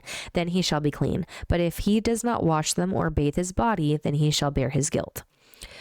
I think I can go one more, guys. I think I can go one more. We're just going to push it. We'll see how far we get here. But if it's pretty short, like the chapters are pretty short, lead it like here on out, we might get through a couple more. All right. So chapter 18. Then the Lord spoke to Moses saying, speak to the children of Israel and say to them, I am the Lord your God. According to the doings of the land of Egypt, where you dwelt, you shall not do. And according to the doings of the land of Canaan, where I am bringing you, you shall not do, nor shall you walk in their ordinances. You shall observe my judgments and keep my ordinances to walk in them. I am the Lord your God. You shall therefore keep my statutes and my judgments, which if a man does, he shall live by them. I am the Lord. None of you shall approach anyone who is near of kin to him to uncover his nakedness. I am the Lord. The nakedness of your father or the nakedness of your mother you shall not uncover. She is your mother, you shall not uncover her nakedness. The nakedness of your father's wife you shall not uncover. It is your father's nakedness. The nakedness of your sister, the daughter of your father or the daughter of your mother, whether born at home or elsewhere, their nakedness you shall not uncover. The nakedness of your son's daughter or your daughter's daughter, their nakedness you shall not uncover, for theirs is your own nakedness. The nakedness of your father's wife's daughter, begotten by your father, she is your sister, you shall not uncover her nakedness. You shall not uncover the nakedness of your father's sister, she is near of kin to your father. You shall not uncover the nakedness of your mother's sister, for she is near of kin to your mother. You shall not uncover the nakedness of your father's brother, you shall not approach his wife, she is your aunt. You shall not uncover the nakedness of your daughter-in-law, she is your son's wife, you shall not uncover her nakedness. You shall not uncover the nakedness of your brother's wife. It is your brother's nakedness. You shall not uncover the nakedness of a woman and her daughter, nor shall you take her son's daughter or her daughter's daughter to uncover their nakedness. They are near of kin to her. It is wickedness. Nor shall you take a woman as a rival to her sister to uncover her nakedness while the other is alive. Also, you shall not approach a woman to uncover her nakedness as long as she is in her customary impurity. Moreover, you shall not lie carnally with your neighbor's wife to defile yourself with her. And you shall not let any of your descendants pass the fire of Molech, nor shall you profane the name of your God. I am the Lord. You shall not lie with a male as with a woman. It is an abomination. Nor shall you mate with any animal to defile yourself with it. Nor shall any woman stand before an animal to mate with it. It is perversion. Do not defile yourself with any of these things, for by all these the nations are defiled, which are casting out before you. For the land is defiled. Therefore I visit the punishment of its iniquity upon it, and the land vomits out its inhabitants. You shall therefore keep my statutes and my judgments, and shall not commit any of these abominations, either any of your own nation or any stranger who dwells among you. For all these abominations the men of the land have done, who are before you, and thus the land is defiled. Lest the land vomit you out also when you defile it, as it vomited out the nations that were before you. For whoever commits any of these abominations, the persons who commit them shall be cut off from among their people. Therefore you shall keep my ordinance, so that you do not commit any of these abominable customs which were committed before you, and that you do not defile yourselves by them. I am the Lord your God.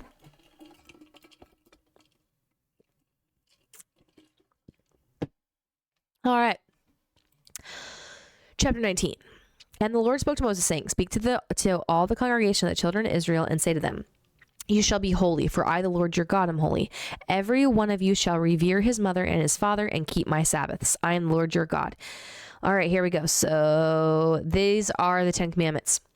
I'm pretty sure. Oh, no, wait. I think we already had the 10 Commandments, but it's like the actual 10 Ten Commandments, right? Like what was written on stone. Do not turn to idols nor make for yourselves molten gods. I am the Lord your God. And if you offer a sacrifice of a peace offering to the Lord, you shall offer it of your own free will. It shall be eaten the same day you offer it, and on the next day. And if any remains until the third day, it shall be burned in the fire. And if it is eaten at all on the third day, it is an abomination. It shall not be accepted. Never mind. I apologize. That is not any of the 10 Commandments. My bad. Verse 8. Therefore, anyone who eats it shall bear his iniquity, because he has profaned the hallowed offering of the Lord, and that person shall be cut off from his people.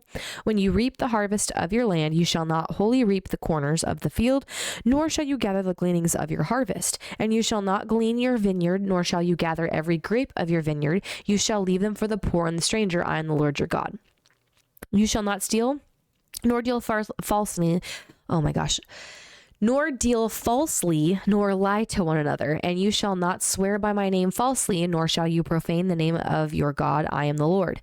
You shall not cheat your neighbor, nor rob him. The wages of him who is hired shall not remain with you all night until morning. You shall not curse the deaf, nor put a stumbling block before the blind, but shall fear your God. I am the Lord. You shall do no injustice in judgment. You shall not be partial to the poor, nor honor the person of the mighty. In righteousness you shall judge your neighbor. You shall not go about as a talebearer among your people, nor shall you take a stand against the life of your neighbor. I am the Lord. You shall not hate your brother in your heart. You shall surely rebuke your neighbor and not bear sin because of him. You shall not take vengeance, nor bear any grudge against the children of your people, but you shall love your neighbor as yourself. I am the Lord. You shall keep my statutes. You shall not let your livestock breed with another kind. You shall not sow your field with mixed seed, nor shall a garment of mixed linen and wool come upon you. Whoever lies carnally with a woman who is betrothed to a man as a concubine, and who has not at all been redeemed, nor given her freedom, for this there shall be a scourging. But they shall not be put to death, because she was not free.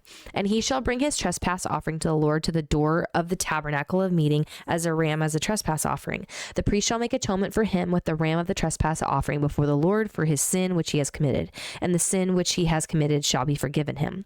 When you come into the land and have planted all kinds of trees for food, then you shall count their fruit as uncircumcised. 3 years it shall be as uncircumcised to you. It shall not be eaten. But in the 4th year all its fruit shall be holy, a praise to the Lord. And in the 5th year you may eat its fruit, that it may yield to you its increase. I am the Lord your God. You shall not eat anything with the blood, nor shall you practice divination or soothsaying. You shall not shave around the side of your head, nor shall you disfigure the edges of your beard. You shall not make any cuttings in your flesh for the dead, nor tattoo any marks on you. I am the Lord.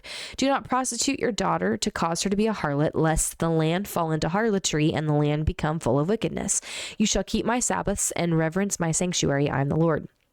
Give no regard to mediums and familiar spirits. Do not seek after them to be defiled by them. I am the Lord your God. You shall rise before the gray-haired and honor the presence of an old man and fear your God. I am the Lord. And if a stranger dwells with you in your land, you shall not mistreat him. The stranger who dwells among you shall be to you as one born among you, and you shall love him as yourself, for you were strangers in the land of Egypt. I am the Lord your God.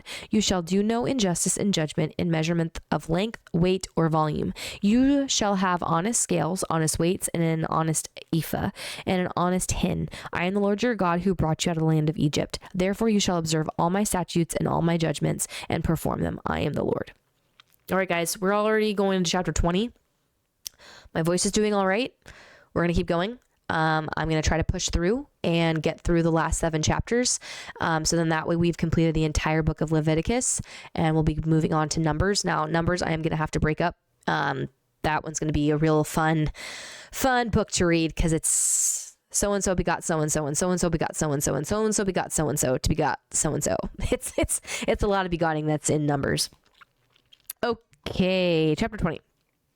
Then the Lord spoke to Moses, saying, Again you shall say to the children of Israel, whoever of the children of Israel, or of the strangers who dwell in Israel, who gives any of his descendants to Molech, he shall surely be put to death. The people of the land shall stone him with stones. I will set my face against the man, and will cut him off from his people, because he has given some of his descendants to Molech, and defile my sanctuary, and profane my holy name.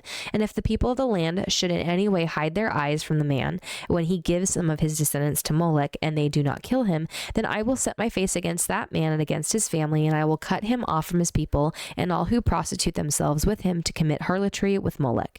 And the person who turns to mediums and familiar spirits to prostitute himself with them, I will set my face against that person and cut him off from his people. Consecrate yourselves therefore and be holy, for I am the Lord your God, and you shall keep my statutes and perform them. I am the Lord who sanctifies you. For everyone who curses his father or his mother shall surely be put to death. He has cursed his father or his mother, his blood shall be upon him. The man who commits adultery with another man's wife, he who commits adultery with his neighbor's wife, the adulterer and the adulteress shall surely be put to death.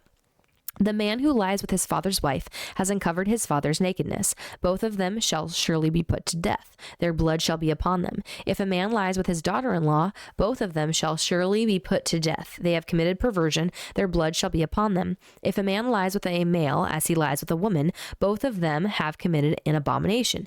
They shall surely be put to death. Their blood shall be upon them. If a man marries a woman and her mother, it is wickedness. They shall be burned with fire, both he and they, that there may be no wickedness among you. If a man mates with an animal, he shall surely be put to death, and you shall kill the animal.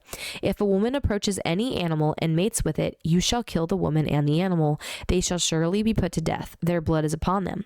If a man takes his sister, his father's daughter, or his mother's daughter, and sees her nakedness, and she sees his nakedness, it is a wicked thing, and they shall be cut off in the sight of their people. He has uncovered his sister's nakedness, he shall bear his guilt. If a man lies with a woman during her sickness and uncovers her nakedness, he has exposed her flow, and she has uncovered the flow of her blood. Both of them shall be cut off from their people. You shall not uncover the nakedness of your mother's sister, nor of your father's sister, for that would uncover his near of kin. They shall bear their guilt. If a man lies with his uncle's wife, he has uncovered his uncle's nakedness. They shall bear their sin. They shall die childless. If a man takes his brother's wife, it is an unclean thing. He has uncovered his brother's nakedness. They shall be childless. You shall therefore keep all my statutes and all my judgments and perform them, that the land where I am bringing you to dwell may not vomit you out. And you shall not walk in the statutes of the nation which I am casting out before you, for they commit all these things, and therefore I abhor them. But I have said to you, you shall inherit their land, and I will give it to you to possess, a land flowing with milk and honey. I am the Lord your God, who has separated you from the peoples. You shall therefore distinguish between clean animals and unclean, between unclean birds and clean, and you shall not make yourselves abominable by beast or by bird or by any kind of living thing that creeps on the ground, which I have separated from you as unclean. And you shall be holy to me, for I, the Lord, am holy, and have separated you from the peoples, that you should be mine. A man or a woman who is a medium, or who has familiar spirits, shall surely be put to death. They shall stone them with stones. Their blood shall be upon them. When it comes to this chapter alone, there's a lot of things in here that God talks about. Dude, don't do it. It's an abomination. Like, you will die. Like, it is death. It's just, it is what it is. And I think that there's some people out there that have problems with it, but it's like, it's from the Bible. Like, I'm just reading what the Bible says. So, all right. And we're moving on to chapter 21. All right.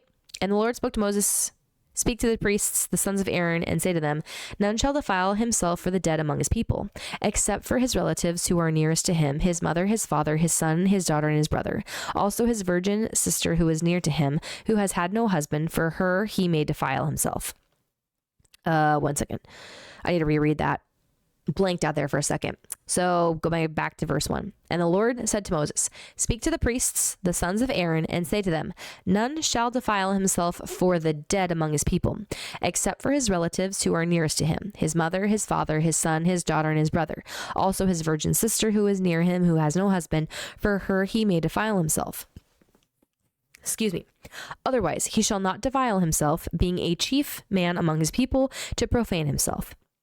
They shall not make any bald place on their heads, nor shall they shave the edges of their beards, nor make any cuttings in their flesh. They shall be holy to their God, and not profane the name of their God, for they offer the offerings of the Lord made by fire, and the bread of their God, therefore they shall be holy.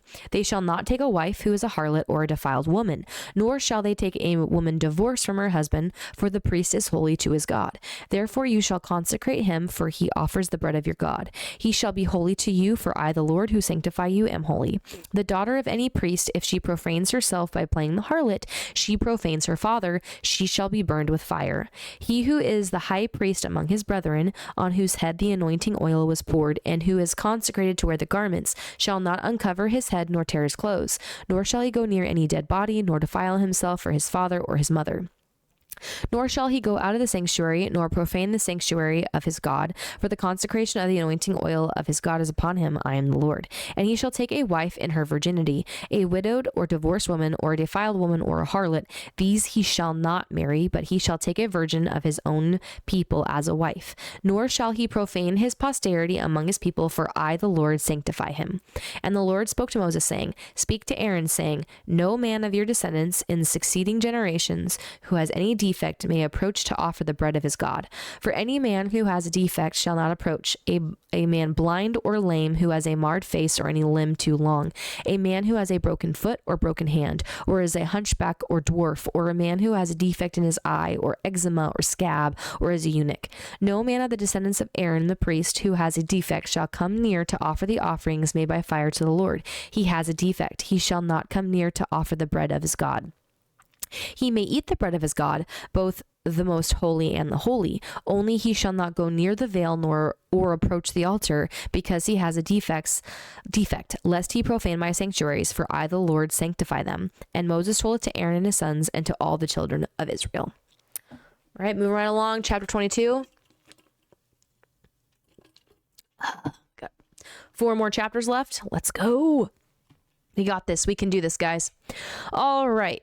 Chapter 22. Then the Lord spoke to Moses, saying, Speak to Aaron and his sons, that they separate themselves from the holy things of the children of Israel, that they do not profane my holy name by what they dedicate to me. I am the Lord. Say to them, Whoever of all your descendants throughout your generations who goes near the holy things which the children of Israel dedicate to the Lord while he has uncleanness upon him, that person shall be cut off from my presence. I am the Lord. Whatever man of the descendants of Aaron who is a leper or has a discharge shall not eat the holy offerings until he is clean. And whoever touches anything made unclean by a corpse, or a man who has an emission of semen, or wherever touches any creeping thing by which he would be made unclean, or any person by whom he would become unclean, whatever his uncleanness may be, the person who has touched any such thing shall be unclean until evening, and shall not eat the holy offerings unless he washes his body with water. And when the sun goes down, he shall be clean, and afterward he may eat the holy offerings, because it is his food. Whatever dies naturally or is torn by beasts, he shall not eat, to defile himself with it. I am the Lord. They shall therefore keep my ordinance, lest they bear sin for it and die thereby. If they profane it, I, the Lord, sanctify them.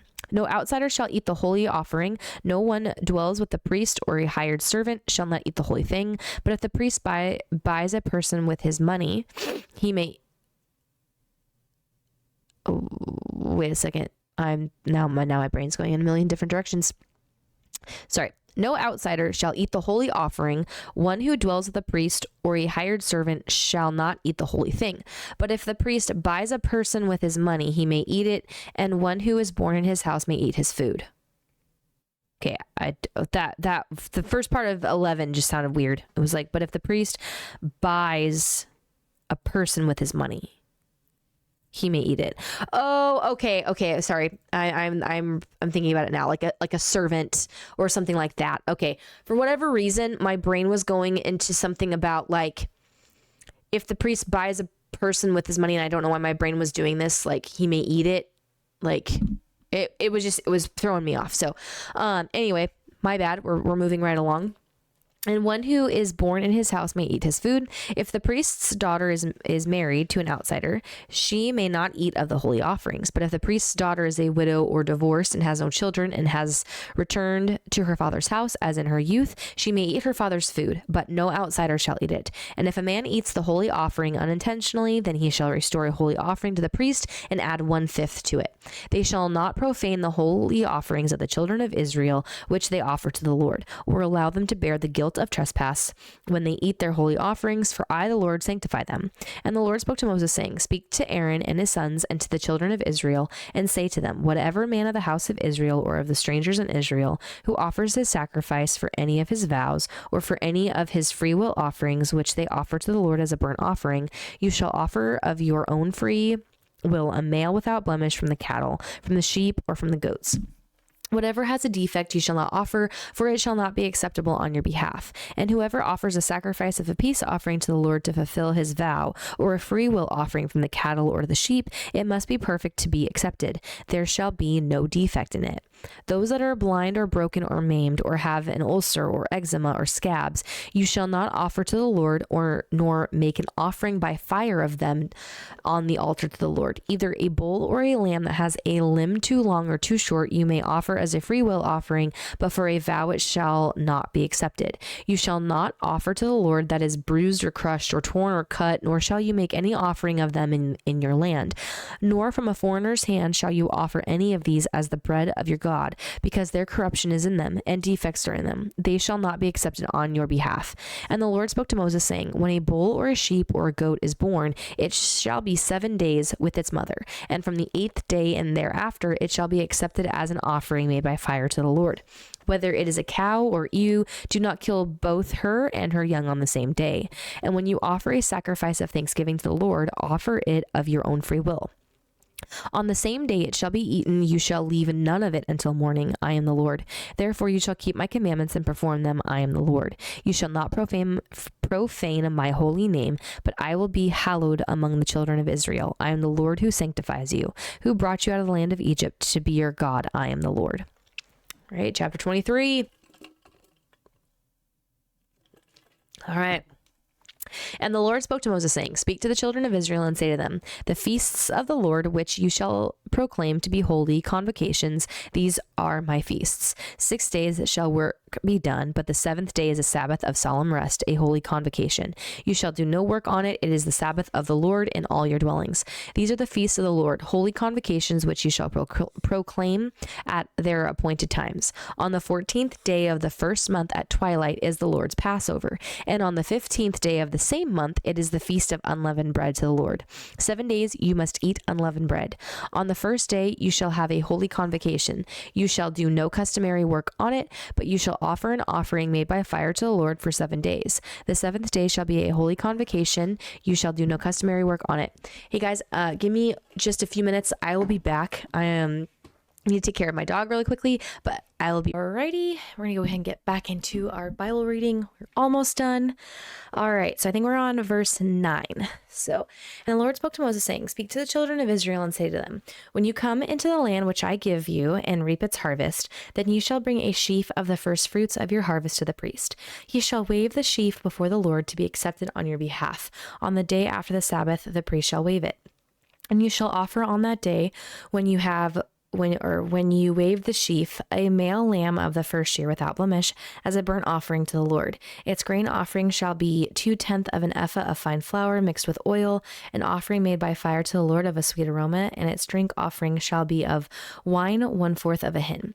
You shall eat neither bread nor parched grain nor fresh grain until the same day that you have brought an offering to the Lord your God. It shall be a statute forever throughout your generations in all your dwellings. And you shall count for yourselves from the day after the Sabbath, from the day that you brought the sheaf of the wave offering, 7 Sabbaths shall be completed. Count 50 days to the day after the 7th Sabbath. Then you shall offer a new grain offering to the Lord. You shall bring from your dwellings 2 wave loaves of 2/10 of an ephah. Then they shall be of fine flour. They shall be baked with leaven. They are the first fruits of the Lord. And you shall offer with the bread 7 lambs of the first year without blemish, 1 young bull and 2 rams. They shall be as a burnt offering to the Lord with their grain offerings and their drink offerings, an offering made by fire for a sweet aroma to the Lord. Then you shall sacrifice 1 kid of the goats as a sin offering, and 2 male lambs of the first year as a sacrifice of a peace offering. The priest shall wave them with the bread of the firstfruits as a wave offering before the Lord with the 2 lambs. They shall be holy to the Lord for the priests. And you shall proclaim on the same day that it is a holy convocation to you. You shall do no customary work on it. It shall be a statute forever in all your dwellings throughout your generations.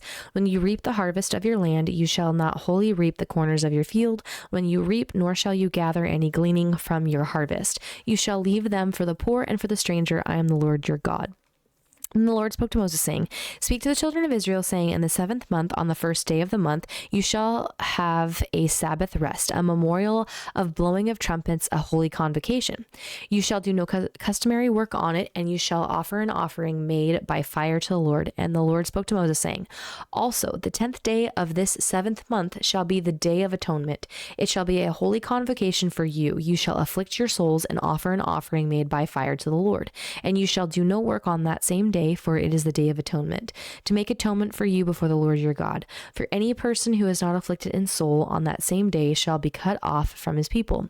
And any person who does any work on that same day, that person I will destroy from among his people. You shall do no manner of work. It shall be a statute forever throughout your generations in all your dwellings. It shall be to you a Sabbath of solemn rest, and you shall afflict your souls. On the 9th day of the month at evening, from evening to evening, you shall celebrate your Sabbath. Then the Lord spoke to Moses, saying, Speak to the children of Israel, saying, The 15th day of this 7th month shall be the Feast of Tabernacles for 7 days to the Lord. On the 1st day there shall be a holy convocation. You shall do no customary work on it. For 7 days you shall offer an offering made by fire to the Lord. On the 8th day you shall for 7 days, my bad, not 6. For 7 days you shall offer an offering made by fire to the Lord. On the 8th day you shall have a holy convocation, and you shall offer an offering made by fire to the Lord. It is a sacred assembly, and you shall do no customary work in it. These are the feasts of the Lord, which you shall proclaim to be holy convocations, to offer an offering made by fire to the Lord, a burnt offering and a grain offering, a sacrifice and drink offerings, everything on its day. Besides the Sabbath of the Lord, besides your gifts, besides all your vows, and besides all your freewill offerings, which you give to the Lord. Also on the 15th day of the 7th month, when you have gathered in the fruit of the land, you shall keep the feast of the Lord for 7 days. On the 1st day there shall be a Sabbath rest, and on the 8th day a Sabbath rest. And you shall take for yourself on the 1st day the fruit of beautiful trees, branches of palm trees, and boughs of leafy trees, and willows of the brook, and you shall rejoice before the Lord your God for 7 days. You shall keep it as a feast to the Lord for 7 days in the year. It shall be a statute forever in your generations. You shall celebrate it in the 7th month. You shall dwell in booths for 7 months. All who are native Israelites shall dwell in booths, that your generations may know that I made the children of Israel dwell in the booths when I brought them out of the land of Egypt. I am the Lord your God. So Moses declared to the children of Israel the feasts of the Lord. Woof. All right, got 2 more chapters, guys. I will say though, I didn't realize, like I said, I'm trying to go through this again, but I didn't realize how many celebrations there were, and how much God said, don't do any work. Just rest and reflect on, me. There was a lot of I would say celebrations there that really were talking about, hey, really think about the things that you've done, and make just reflect on that. While it's a day of atonement, you need to make sure that you're reflecting on, your sins and what you've done. So then that way, when you go in and have that atonement in place, it is more meaningful than just, there's a kid and a goat that's going up there to be, sacrificed for me. No, you need to reflect. You need to think back and really realize the things that you've done. Growing up for me, right? This is more a little bit of a story time, but growing up for me, on Sundays, we did nothing. We didn't go to the grocery store. My mom may have made a little bit of food, but it was mainly leftovers. And then we went to church, and we had nap time. We would come home from church, and we would usually have coffee, and we'd read the Bible. We would talk about what we learned about in the sermon, from that day at church. And then it was nap time. We'd wake up from naps, and we were doing a lot more of just more restful things. We would read. But it was a lot more of just a rest day where we were not really doing a lot, and we were resting and reflecting on God. So my parents really did take a lot of the things that you read, whether it's in the Old Testament or the New Testament, especially the Ten Commandments, right? Like, you do all your work in 6 days, the seventh is a Sabbath unto the Lord. So we really practice that as an adult now. I don't do that as much. Feel like I probably should, because I feel like we all need a day to rest. You know, God created the entire world in 6 days, like we read in Genesis, right? And he had that one day to rest. And I think that's important, to have a day where you do just rest, and you're not doing a whole lot of work. A lot of times, though, I get my burst of energy. I don't know why, on Sundays, and I want to do projects and get other things done. But with football season over, it's kind of nice because I can start a different routine. I can really just get things, established in my home. And football is fun and all, but to me, it's a lot more chaotic than I would like it to be. And so it's like, I finally have my Sundays back. I have my husband back home. And so it makes it a lot easier to get things kind of established and more into a routine, which I definitely like. So anyway, that was a little bit of my story time, but we'll go ahead and get into chapter 24. Then the Lord spoke to Moses, saying, command the children of Israel that they bring to you pure oil of pressed olives for the light, to make the lamps burn continually. Outside the veil of the testimony and the tabernacle of meeting, Aaron shall be in charge of it from evening until morning before the Lord continually. It shall be a statute forever in your generations. He shall be in charge of the lamps on the pure gold lampstand before the Lord continually. And you shall take fine flour and bake 12 cakes with it. 2/10 of an ephah shall be in each cake. You shall set them in 2 rows, 6 in a row, on the pure gold table before the Lord. And you shall put pure frankincense on each row, that it may be on the bread for a memorial, an offering made by fire to the Lord. Every Sabbath he shall set it in order before the Lord continually, being taken from the children of Israel by an everlasting covenant. And it shall be for Aaron and his sons, and they shall eat it in a holy place, for it is most holy to him, from the offerings of the Lord made by fire by a perpetual statute. Now the son of an Israelite woman, whose father was an Egyptian, went out among the children of Israel, and this Israelite woman's son and a man of Israel fought each other in the camp. And the Israelite woman's son blasphemed the name of the Lord and cursed. So they brought him to Moses. His mother's name was Shelomith, and the daughter of Dibri of the tribe of Dan. Then they put him in custody, that the mind of the Lord might be shown to them. And the Lord spoke to Moses, saying, take outside the camp him who was cursed. Then let all who heard him lay their hands on his head, and let all the congregation stone him. Ooh. See, we're getting into some judgment here. Then you shall speak to the children of Israel, saying, whoever curses his God shall bear his sin, and whoever blasphemes the name of the Lord shall surely be put to death. All the congregation shall certainly stone him, the stranger as well as him who is born in the land. When he blasphemes the name of the Lord, he shall be put to death. Whoever kills any man shall surely be put to death. Whoever kills an animal shall make it good, animal for animal. If a man causes disfigurement of his neighbor, as he has done, so shall it be done to him. Fracture for fracture, eye for eye, tooth for tooth. So he has caused disfigurement of a man, so shall it be done to him. And whoever kills an animal shall restore it, but whoever kills a man shall be put to death. You shall have the same law for the stranger and for one from your own country, for I am the Lord your God. Then Moses spoke to the children of Israel, and they took outside the camp to him who had cursed, and stoned him with stones. So the children of Israel did as the Lord commanded Moses.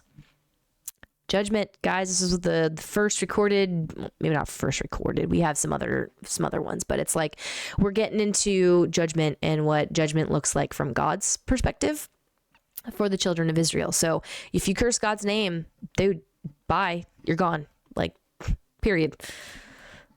All right, Leviticus 25. And I mean, honestly, that's how it was in the Old Testament. Period. There was no getting around it. It was this or that. It was very black and white with the information from the Old Testament. All right, we are on chapter 25. We are on 25. So I think I was doing my math wrong. I apologize. I kept thinking that there was only 26 chapters. There's 27. I just realized that. So I apologize. My math has been off because of that. All right. Chapter 25. And the Lord spoke to Moses on Mount Sinai, saying, speak to the children of Israel and say to them, when you come into the land which I give you, then the land shall then the land shall keep a Sabbath to the Lord. 6 years you shall sow your field, and 6 years you shall prune your vineyard and gather its fruit. But in the 7th year there shall be a Sabbath of solemn rest for the land, a Sabbath to the Lord. You shall neither sow your field nor prune your vineyard. How cool would that be to have a whole year off? I feel like that'd be so nice. Whew, just working all the time now. It's like, dude, year off would be great. But I digress. What grows on its own accord of your harvest you shall not reap, nor gather the grapes of your untended vine. For it is a year of rest for the land, and the Sabbath produce of the land shall be food for you, your male and female servants, your hired man and the stranger who dwells with you. For your livestock and the beasts that are in your land, all its produce shall be for food. And you shall count 7 Sabbaths of years for yourself, 7 times 7 years, and the time of the 7 Sabbaths of years shall be to you 49 years. Then you shall cause the trumpet of the Jubilee to sound on the 10th day of the 7th month. On the day of atonement you shall make the trumpet to sound throughout all your land. And you shall consecrate the 50th year and proclaim liberty throughout all the land to all its inhabitants. It shall be a jubilee for you, and each of you shall return to his possession, and each of you shall return to his family. That 15th year shall be a jubilee to you. In it you shall neither sow nor reap what grows of its own accord, nor gather the grapes of your untended vine. For it is the jubilee. It shall be holy to you. You shall eat its produce from the field. In this year of Jubilee, each of you shall return to his possession. And if you sell anything to your neighbor or buy from your neighbor's hand, you shall not oppress one another. According to the number of years after the Jubilee, you shall buy from your neighbor, and according to the number of years of crops, he shall sell to you. According to the multitude of years, you shall increase its price, and according to the fewer number of years, you shall diminish its price. For he sells to you according to the number of the years of the crops. Therefore you shall not oppress one another, but you shall fear your God. For I am the Lord your God. So you shall observe my statutes and keep my judgments and perform them, and you will dwell in the land in safety.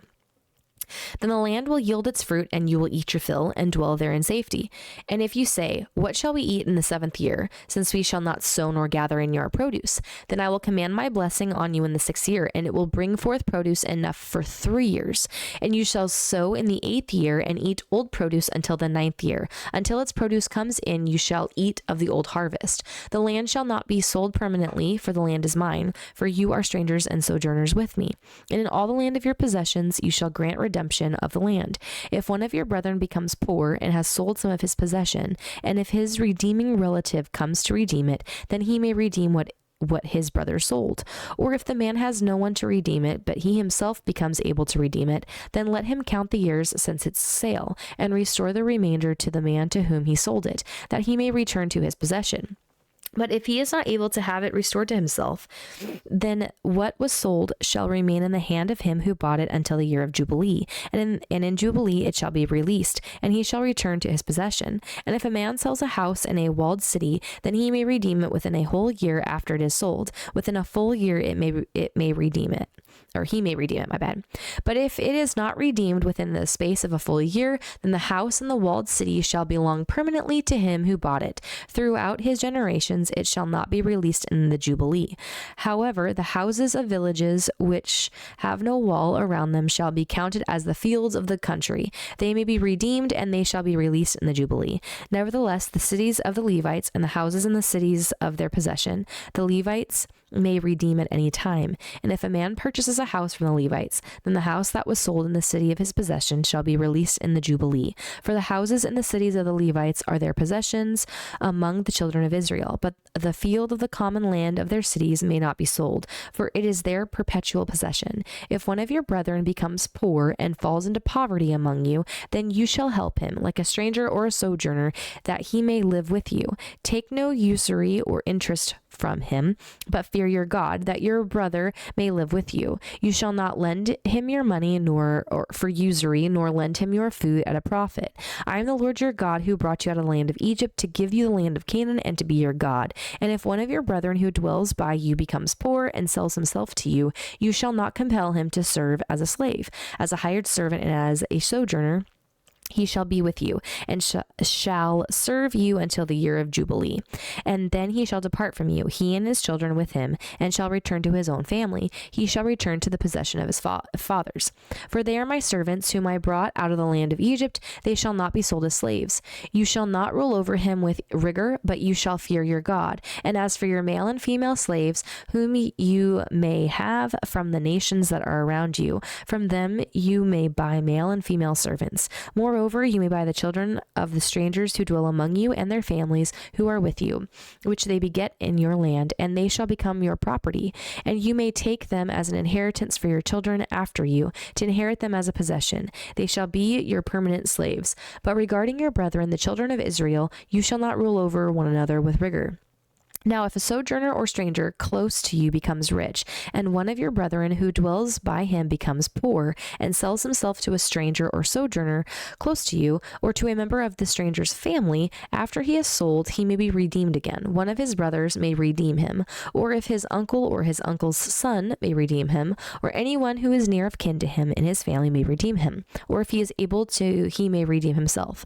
Thus he shall reckon with him who bought him. The price of his release shall be according to the number of years, from the year that he was sold to him until the year of Jubilee. It shall be according to the time of the hired servant for him.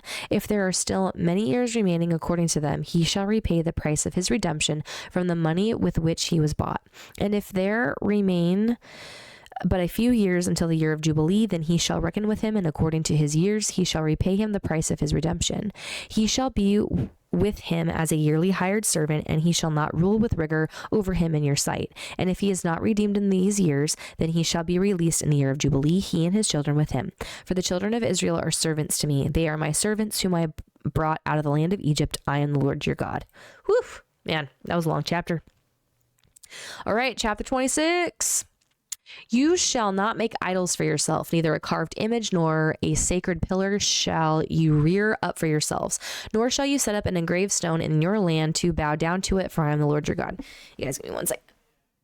Hey, no. My dog's at my feet. Good boy. Good boy. All right. He's the best. He's so cute. Sorry, guys. I had to just stop that for a second. Now he's falling asleep. It's great. Okay. You shall keep my Sabbaths and reverence my sanctuary. I am the Lord. If you walk in my statutes and keep my commandments and perform them, then I will give you rain in its season. The land shall yield its produce, and the trees of the field shall yield their fruit.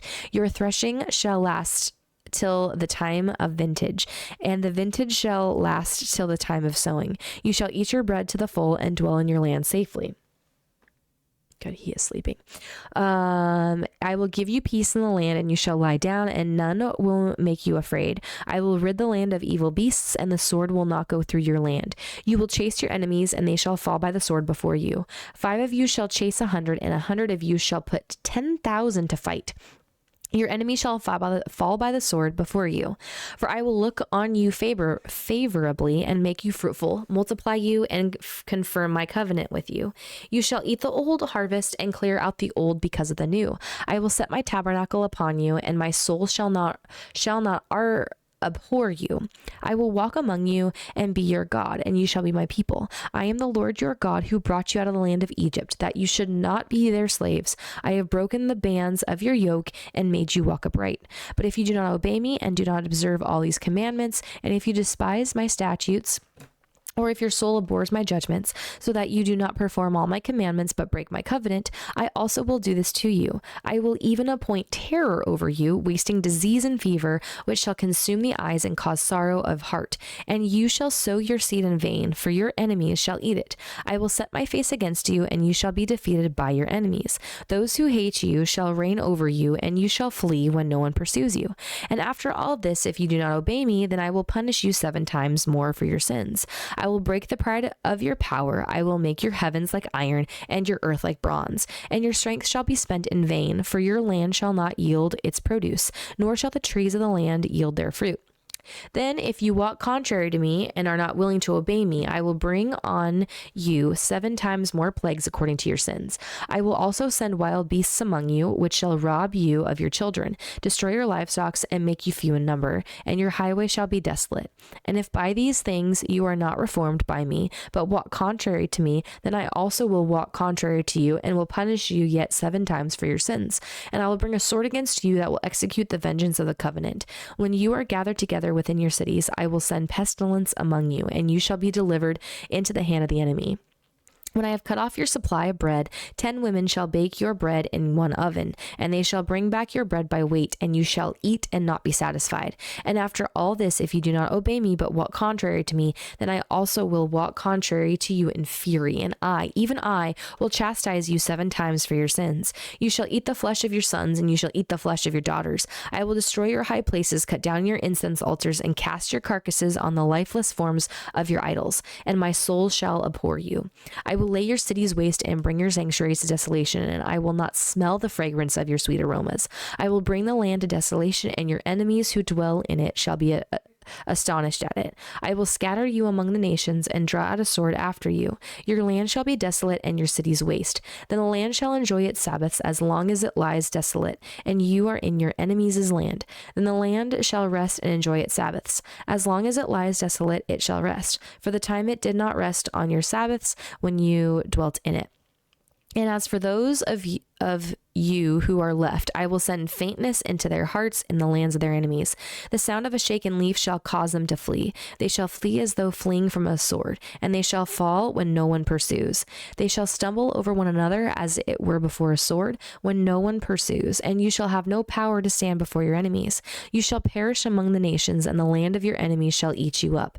And those of you who are left shall waste away in their iniquity, in your enemies' lands, also in their fathers' iniquities, which are with them, they shall waste away. But if they confess their iniquity and the iniquity of their fathers with their unfaithfulness in which they were unfaithful to me, and that they also have walked contrary to me, and that I also have walked contrary to them, and have brought them into the land of their enemies, if their uncircumcised hearts are humbled and they accept their guilt, then I will remember my covenant with Jacob, and my covenant with Isaac, and my covenant with Abraham I will remember. I will remember the land. The land also shall be left empty by them, and will enjoy its Sabbaths while it lies desolate without them. They will accept their guilt because they despise my judgments, and because their soul abhors my statutes. Yet for all that, when they are in the land of their enemies, I will not cast them away, nor shall I abhor them, to utterly destroy them and break my covenant with them, for I am the Lord their God. But for their sake I will remember the covenant of their ancestors, whom I brought out of the land of Egypt in the sight of the nations, that I might be their God. I am the Lord. These are the statutes and judgments and laws which the Lord made between himself and the children of Israel on Mount Sinai by the hand of Moses. Dun, dun, dun, dun. Still a lot that we got through, especially with idols, right? Like if you're going to create idols, God is just going to be like, yeah, no, peace out, man. I'm done. I'll give you chance after chance, but after a while, I'm done. I'm not going to play this game anymore. And it's like a parent, right? Like I'll give you a couple of chances, but if you're not going to play along, and if you still don't want to believe in me and follow my commandments, then I'm going to be cut away from you. But if you repent and say that you're sorry, right? And you have a humbled heart, God will remember the covenant with his people. It's simple, right? Like it's a simple thing to put in play, or to say, right? But when you actually put it into practice, sometimes it can be really hard to do that. I'm just saying from my own personal experience, right? Like I want to lose weight. It's very hard. Like when I was telling some people this, they were like, well, if losing weight was easy, then everybody would do it. So it takes, time, it takes dedication, and it takes commitment to actually make sure that you're eating healthy and you're working out and, you're doing better things for yourself than just sitting around watching TV all day long. Because if you're just sitting around watching TV all day long, you're not going to lose weight. Again, it's another rant. I get it. But we are at chapter 27, guys. I didn't think that we were going to get through this entire book tonight. We did it. I'm really proud of us for sticking it out, for getting through it. I know that for myself, a lot of times I don't stick to things, and it can be a real challenge for me as being someone who is a procrastinator. I know that about myself. And so sometimes I'm like, well, I'm not really feeling it, so we're just going to move on to something else. I'm really proud of us that we stuck through this, and we're here at the end of Leviticus, which means that we get to start Numbers the next time, like next week we get to start Numbers, which is going to be awesome. So I'm here for it. I hope you guys are here for it. Thank you so much for being here. We're going to go ahead and get into chapter 27. All right. Whoops, I went a little too far there. Now the Lord spoke to Moses, saying, "Speak to the children of Israel and say to them, when a man consecrates by a vow certain persons to the Lord according to your valuation, if your valuation is of a male from 20 years old up to 60 years old, then your valuation shall be 50 shekels of silver according to the shekel of the sanctuary. If it is a female, then your valuation shall be 30 shekels. And if for 5 years old up to 20 years old, then your valuation for a male shall be 20 shekels, and for a female 10 shekels. And if from a month old up to 5 years old, then your valuation for a male shall be 5 shekels of silver, and for a female your valuation shall be 3 shekels of silver. And if from 60 years old and above, if it is a male, then your valuation shall be 15 shekels, and for a female 10 shekels. But if he is too poor to pay your valuation, then he shall present himself before the priest, and the priest shall set a value for him according to the ability of him who vowed. The priest shall value him. If it is an animal that men may bring as an offering to the Lord, all that anyone gives to the Lord shall be holy. He shall not substitute it or exchange it, good or bad, or bad or for good. Good for bad, or bad for good. And if he at all exchanges animal for animal, then both it and the one exchanged for it shall be holy. If it is an unclean animal which they do not offer as a sacrifice to the Lord, then he shall present the animal before the priest, and the priest shall set a value for it, whether it is good or bad. As you, the priest, value it, so shall it be. But if he wants at all to redeem it, then he must add 1/5 to your valuation. And when a man dedicates his house to be holy to the Lord, then the priest shall set a value for it, whether it is good or bad, as the priest values it, so it shall stand. If he who dedicated it wants to redeem his house, then he must add 1/5 of the value, or of the money of your valuation to it. It shall be his. If a man dedicates to the Lord part of a field of his possession, then your valuation shall be according to the seed for it. A homer of barley seed shall be valued at 50 shekels of silver. If he dedicates his field from the year of Jubilee, according to your valuation, it shall stand. But if he dedicates his field after the Jubilee, then the priest shall reckon to him the money due according to the years that remain till the year of Jubilee, and it shall be dedicated from your valuation. Excuse me, guys. And if he who dedicates the field ever wishes to redeem it, then he must add 1/5 of the money of your valuation to it, and it shall belong to him. But if he does not want to redeem the field, or if he has sold the field to another man, it shall not be redeemed anymore. But the field, when it is released in the Jubilee, shall be holy to the Lord as a devoted field. It shall be the possession of the priest. And if a man dedicates to the Lord a field which he has bought, which is not the field of his possession, then the priest shall reckon to him the worth of your valuation up to the year of Jubilee. And he shall give your valuation on that day as a holy offering to the Lord. In the year of Jubilee, the field shall return to him from whom it was bought, to the one who owned the land as a possession. And all your valuations shall be according to the shekel of the sanctuary, 20 gerahs of the shekel. But the firstborn of the animals, which should be the Lord's firstborn, no man shall dedicate, whether it is an ox or sheep, it is the Lord's. And if it is an unclean animal, then he shall redeem it according to your valuation, and shall add 1/5 to it. Or if it is not redeemed, then it shall be sold according to your valuation. Nevertheless, no devoted offering that a man may devote to the Lord of all that he has, both man and beast, or the field of his possession, shall be sold or redeemed. Every devoted offering is most holy to the Lord. No person under the ban who may become doomed to destruction among men shall be redeemed, but shall surely be put to death. And all the tithe of the land, whether of the seed of the land or of the fruit of the tree, is the Lord's. It is holy to the Lord. If a man wants at all to redeem any of his tithes, he shall add 1/5 to it. And concerning the tithe of the herd or the flock of whatever passes under the rod, the 10th one shall be holy to the Lord. He shall not inquire whether it is good or or bad, nor shall he exchange it. And if he exchanges it at all, then both it and the one exchanged for it shall be holy. It shall not be redeemed. These are the commandments which the Lord commanded Moses for the children of Israel on Mount Sinai.